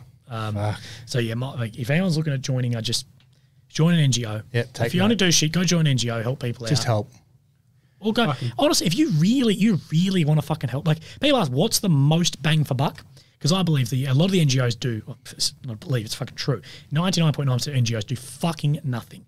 The only NGO I've seen past fucking anywhere near the front is World Food Kitchen. The only fucking ones out there. That's it. If you're with them, you're doing a fucking great job. Or you really want to go to Poland, go to the Medica border, and people have trolleys, like supermarket trolleys, and are helping Ukrainian women and children carry their bags to the buses. If you want to help Ukrainians, do that. You're going to help a lot more people than getting blown up by Russian, being cannon fodder. Yeah. That's how you sit in Poland. Go drink beers in fucking Przemysl. It's fucking awesome. Poland's great. Go do that and carry some bags from babushkas and help rent a car for a day or whatever. Or rent an Airbnb. Or if you rent on Airbnb, you can donate to a Ukrainian. Shit like that. That's how to help Ukrainian people. But not just take up another shell that's going to be... Exactly. The shell's going to be fired there anyway. You don't need to be on the end of it. Yeah. Yeah. Well, fuck. Sorry, boys. I've got to get along there. Fuck. Only 2.5 hours. All the boys who have done live 5, 6 at the wets, don't go. Yeah, LF6, and it won't help. LF6. That's enough of the Ukraine war. Just on the joking side, if America was to take away McDonald's from us here in Australia, fuck, I'll bring war. I'll bring you fucking war. Yeah, when McDonald's came back to Kiev, people were like, well, war's done. KFC never left, though. The fucking Colonel. Yeah, that's the boy. Colonel is the top G. That's it. He's the Andrew Tate top G. Fucking Colonel never left, boys. Yeah. He was the most reliable Colonel in in both armies. I went to his gravesite, actually, in Louisville. Yeah, took a bucket of chicken as well. Fucking oath. Got the Undertaker to take a picture of me. He's like, what are you doing? I'm like, just take a picture, cunt. Yeah. Question for our listeners for you, Matty. Do you reckon the Colonel was circumcised because he was born in that era where it was uncommon? Yeah, no, he would have been. Yeah, surely. Yeah, surely. Yeah. He would have had a massive cock too. He didn't need any more. He didn't need that end of his skin for another couple of mil. Secret herbs and spices. I heard Fred Hollows, the eye doctor. Yeah. I heard he used the foreskins for eyelids for like the kids who weren't born with eyelids. Hey, shit like that. You Navy blokes are fucking weird. Mate, we've been talking for a good 2.5 hours now, mate. It's been absolutely fucking incredible. Oh, no, thanks for having me, boys. I'm glad we set it up. Mate, we've got a couple of quick final questions, our typical Zero Limits questions. First question, what advice can you give to people just to keep on... I thought you were going to end it there. Like, yeah. I don't know. No, go to Finland. What advice, yeah. Don't put on Avenged Sevenfold, Heart of the King. Good shit. Yeah. You know, just to keep on keeping on. Obviously, you've gone through a fucking hectic time throughout your life, especially getting, with the cancer, like it's inoperable as well, which let's just mention that's fucking next level shit. And obviously, that's just next level. So what advice can you give to people? Just keep on keeping on and just take shit to the next level and biggest advice, just live life. The biggest advice, I remind myself of this, Paul, because like we all live by shit and we all slip up on what we live by, except for guys that write books on resilience. Is my biggest advice is zoom out. Zoom out of your life and you're not that fucking important. You know, you see that, whatever the guy was, an astronomer guy who like, oh, this is the Earth, this tiny blue dot amongst all this. Yeah. My biggest thing is if something's going wrong, and I wasn't Neil deGrasse, it was another guy a bit before him, but it's very similar. If you've something going on in your life, zoom out, you're not that fucking important. But what you can like interact with people is incredibly fucking important. That like nothing will take away, good relationships with people. But if you zoom out, you're not important, and the shit happening to you is not important, and it takes a lot to learn those lessons. So the way I learnt that, the harsh reality was I was on chemotherapy and I couldn't leave the couch at home. I was literally stuck on. I had a chair between. I had my bedroom's next to the lounge room, and I had to have a chair halfway because I couldn't make it. Say 10 meters. I have to go 5. And 3 months prior, I was training for selection. Like, you're a fit guy and I can't move more than 5 meters while sitting on the chair dying, and then trying to make it to the couch.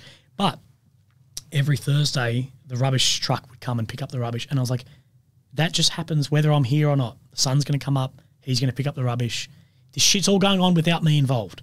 And it's like, right, the world keeps turning with or without you or with or without what you're going through. The world will keep fucking turning. It's never that bad. Don't be too selfish to think you are the fucking epitome of this. So yeah, zoom out on your life and then try and see what's important at that to you. Don't let shit come in between. And it's fucking difficult with like, so I hate social media, although I'm an influencer. But it's shit because you're exposed to a lot of dickheads and whatever. Like, but yeah, don't try not to let shit concern you too much. Yeah, Just of course. focus on what you can. Yeah. Control the controllables and fucking live your enjoy live it. your life. It's not going to go forever. Like it's fucking not. Like it's not. And it's like you re-look at what makes you happy too. Yeah. Because there's a lot of shit that I used to do that didn't really make me happy. A lot of relationships, particularly cancer, and everyone who's been diagnosed with terminal cancer I've spoken to has been like the biggest surprise. You lose a lot of friends, and that's twofold. Is you lose a lot of friends because people who you give a lot to people, but as soon as you need something from them, a lot of people are like, oh, the relationship was one way, and then you, because you've had such a like a example of like you need to read like what's important in my life because I'm fucking dying. You're like, well, this cunt provides nothing to me because I'm friends by association or I've invited to the pub. You don't really those friends. Everyone has them. Who you're like, oh, I don't like such and such because you don't need them in your fucking life, and they just take them all and you get like, Exactly, fuck them. yeah. You don't need them. You need a few friends and that's it. Yeah. You know, not everyone's ever going to like. Not everyone's going to like you. You're not going to like everyone. Exactly. And yeah, I've wasted in my life, wasted so much time with people that, well, they needed me until I needed them and they didn't need me. And I was like, hang on, you were going through this breakup or this and you were talking to me and then I've got diagnosed something, you can't be fucked? Fuck off. And you need to look at, you can reassess your friends and be like, oh, right. Yeah, we're not mates with ScoJo anymore. Yeah. Yeah. just carrying on from he ScoJo's. provides the memes. Yeah, his Instagram story last night was what was it? Knock out. Yeah. Knock out your CO. Yeah. Yeah. Like if that's what you want to do, then fucking go. Good luck. Yeah. Good luck with your choices, but That'll end well. live your life, mate. Second question: plans for the future? You thinking about going back to the Ukraine? Yeah, Ukraine. I've got a couple of other things up. I became like the fucking favourite man of a Nigerian SF unit the other day because I'm doing a podcast with him, and I'm like, fuck, he had no headphones. I'll buy you some headphones. Like, I'll send you $200. Go buy some decent ones. Buy some like AirPods or some shit. And I sent like $200 USD across. And then what I didn't realise was Nigerian soldiers get paid like 40 USD a month. Yeah. And I've sent over this like, because I would make that much money off the interview with him. Like, you know, I'm fine to lose a bit of money or break even. I don't care. It's worth the story. And it's like, oh, and the next thing they're like, Willie, you got to come, and they're all cooking food, and it's like, oh, we bought all this, and I'm like, did you buy headphones? Like, yeah, I can spend $100, and the rest is going to the boys, and they're like, good on you. So I've got an in there, so hopefully I'll go across because some of them are doing some hectic shit against ISIS. And there's, you know, if you're going to be in any job at the moment, you want to be in something about conflict because there's so much around the world and it's going to get worse. Like business is booming if you're in this industry. Exactly. Yeah. There's a million wars on. So there's lots. There's lots and lots to do. Yeah. Yeah. Fuck. Well, there you go. Bit of contracting work, hopefully. Mate, there's yeah. I don't know on that side, but I know there's a lot of guys over there. Yeah. A lot of like ex-SB guys and shit doing a shitload in Kiev and whatever. So, yeah, you know, running contracts and security, and there's just too many there's too many chiefs there at the moment. But once people get bored and the war starts dying off, the actual gangsters will stay. Yeah. And that's when those contracts will come back. Yep. Yeah. So yeah, right. All right, mate. Third question. Guilty pleasures. Just tell us something people don't know about. Guilty pleasure. You know, do you fucking we've talked about KFC a lot tonight. Yeah, do you smear that, potato and gravy on your chest naked and you just dip your chips in? That's what I do anyway. I like the smell of your own farts. Yeah, Shane does. I do. I'm too open to have. Oh, fuck, I'm trying to think because I'm telling the begging story. I'm doing all this shit. I'm trying to think of something I wouldn't tell people that I do. So there's got to be something. There's got to be something. There's got to be something. Black I'm trying porn? to think. I'm trying to think what my missus would say that I like doing. Everyone knows about the fucking chilies. God damn. Yeah. Holy fuck. That is stumped me. I've spoken for fucking hours about bullshit and guilty pleasure. And I'm like, I don't fucking know. We've had a few like hardened veterans on. And they're like, oh, my caboodle is my fucking thing. Or yeah. There's I know. I like cats, but like that's the thing. I'm not more of a cat person than a dog guy, but I really like cats. Yeah. because they're cunts, and I appreciate that about them. Yeah. I'm like, fucking, I don't care. Is there a food craving, like a chocolate, or you just go We've been fucking nuts speaking about for? fucking Zinger boxes. Yeah, is it? Oh, fuck. That's it. Let's That's go. the thing. But nah, The Colonel. if you ever get a chance to have Ukrainian borscht, really good. Yeah, right. Yeah, it's fucking sweet. That could be. It's not a guilty pleasure, but it is fucking good. Yeah. Babushka's vodka. That's a guilty pleasure. Yeah, right. Bro, it'll fuck you up. And all babushkas, I reckon they're all about 140 years old, and they drink this shit like water. And they all make it's all homemade. You got to have the homemade babushka in a village where they still use a fucking cow. Like, it's fucking insane because it's really anything below 60% they consider like water. So it's above 60%, and a shot in Australia is 30 ml. A shot there is 50, and the babushkas only drink doubles. So you'll get 100 ml. What looks like fucking this. You get 100 ml thing of vodka, and you're looking at it like that's 60%. So it's like double the strength, 3.5 normal shots. So you're talking at least 5 shots of alcohol. And there's 5 or 6, and you're just fucking wasted. Yeah, right. But it doesn't. It's not as bad as like vodka here. Yeah. And the secret to it is if you're ever having a vodka. I don't normally like vodka shots at a pub or something. Like fuck off and go. Exhale fully, like exhale, take the shot, and then don't breathe for 10 seconds, and it is perfect. You can do it, yeah. Exhale, like I could not. Like if you gave me a shot of Smirnoff, I'd like fuck. Oh no! But if you exhale fully, shot it without breathing, and then don't breathe, massive fucking difference. And that's how they drink like 100 ml of it. So tip for young players. Guilty pleasure is babushka's vodka. Yeah, right. Yeah, fucking sweet. Yeah. Fuck. Fourth question, Skojo, got any questions, mate? No, all good, mate. Mate, fuck again. Super appreciate you fucking giving us your time. Pleasure. Fuck, we know you're a busy man. You've been fucking here, there, everywhere. Obviously, a lot of time in the Ukraine. You want to go back and there's a fucking nuclear threat. Fuck, I don't know what's going on there. Mate, free radiotherapy. Fucking. Did you see that post? International Cancer Day. I've got the photo in front of Chernobyl, like soaking up that. There's people like, oh, you're a cunt. You can't. So I'm like, if anyone can say it, it's me. Fuck off. Yeah, exactly. Fuck off, mate. Yeah. Mate, you're doing fucking God's work. Telling the fucking truth. Trying. Which is, we're trying to, mate, which is fucking rare these days. And I'm wrong about a lot too. Like, Yeah. I've been pulled up a few times on some treaties and UN shit. And I really do try and remove a video and then edit it and put in, like, I was wrong about this part. Like, Which is good, 'cause I was you're- wrong recently about the cluster munitions. Of course, cluster munitions are illegal for us. Yeah. But neither has signed the treaties against them so they can use them. Yeah. But it's still fucking inhumane. People make out like, oh, just because you're wrong about this doesn't means they're now humane. Like, fuck off. Yeah. But like, I try, but there are things I'm wrong about. Mate, It's you impossible fucking not tell to them be. all the truth and that Impossible fucking not to all those channels on TV at the I moment. don't listen to it. Both sides are bullshit. Both have and talking. The thing is that I'll say about journalists are incredibly smart, switched on people. At least, and you got to admit, I'm meeting the alpha journalists. Like if you're the CNN or Fox or whatever journalist you're the foreign correspondent. You're fucking good journalist. But those people are on a big contract money. The average wage of them is well over $1,000 a day while they're there, more, to maybe sit in Kiev. You speak to them, if you've had a couple of drinks, they think exactly like we do. Yeah. But at the end of the day, selling a product. they've got managers, shareholders, and advertisers. Selling a product. They've got Toyota, who's pulled out of Russia. They don't want you going, maybe we shouldn't have done that, when their ad plays after you're on the fucking telly. Yeah. And it's Fox and CNN. Yeah. Both the Fox, you will sit there, like Fox CNN, like the polar opposites on the telly. You'll sit in the Buena Vista was like the main bar in Kiev that all the Westerners went to while the shelling's happening, or the hotel bar or whatever. And they'll sit there and have a beer with each other, and you all agree until they're on it. And the most clever thing about being a journalist is actually selling it to your station. Because I could not be a CNN reporter or a Fox reporter because I'm not smart enough to toe the line of like, Exactly. I'll say this and say this, say this. They're playing a game. And they talk to them like, yeah, but they're like, Willie, I'm on $400,000 a year. I don't give a fuck about it. Like, they'll say, like, we respect what you do, and I wish I could do what you do. But they're like, mate, I became a young journalist wanting to do that, and then I had a family, and then I got a mortgage.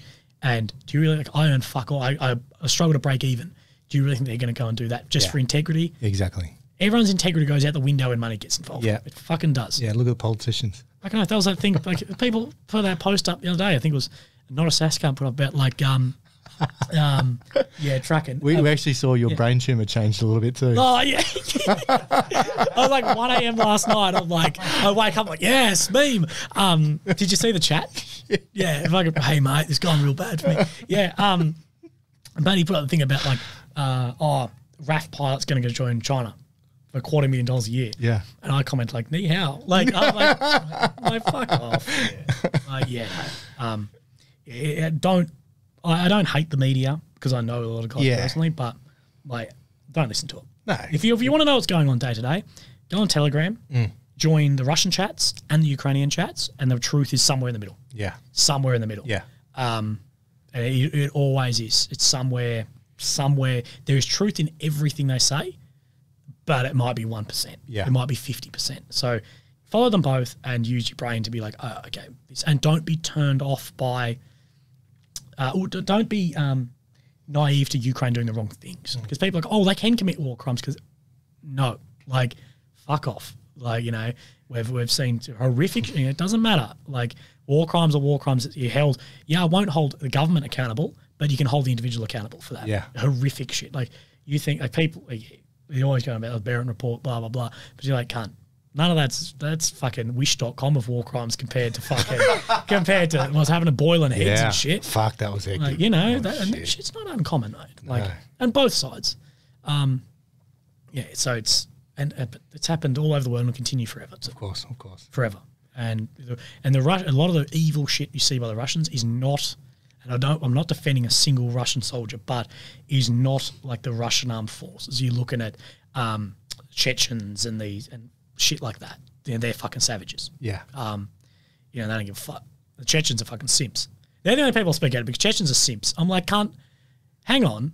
Do you not remember fucking Grozny? And now you're fighting for the right. Like, they flattened your fucking city. Get fucked. Like, it's like me fighting for the Taliban. Yeah. No, like, you're a fucking cuck. Like, you know. Yeah, you're fighting against the Russians, fighting Nazis. You're fighting with the Russians, apparently fighting Nazis. You're on Allah Akbar against cunts who are killing dudes in Syria. Like, you're a simp. And you're not even good at fighting. All their TikToks are just shooting into an empty building.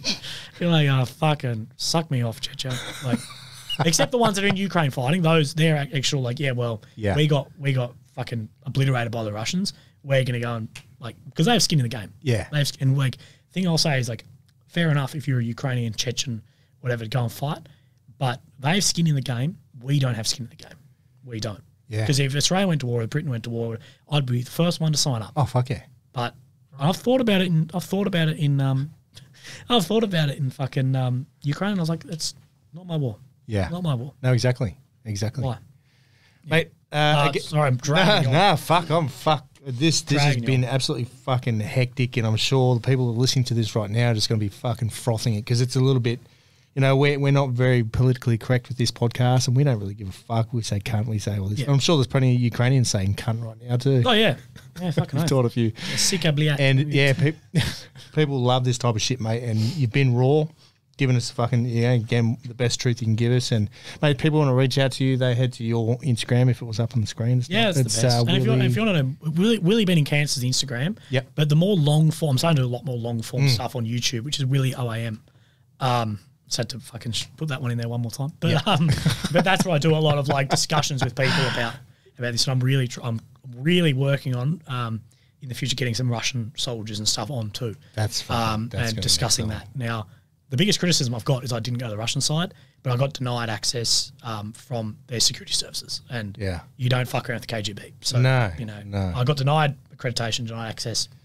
I've tried, and I guarantee I'm one of the only journalists who tried. Yeah, right. I guarantee I'm. Yeah, like, you definitely. That's it. So I tried, but I'm going to try and see what I can do. Yeah. Through some guys I know who are Russian or whatever. Well, there's any Russians listening?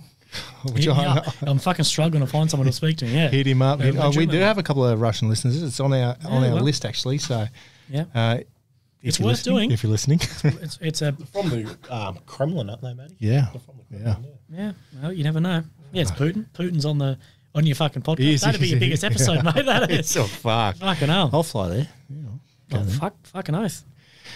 Mate, again, super appreciate you coming on, giving us your time, and I guess I'll give you a lift back home too. However, I don't give a fuck. Yeah, awesome. Walking. Hit up some lit at Singo. Skojo's got fucking a whole bunch of cadets. They'll probably steal the car or Eshays and Oh, fucking hell.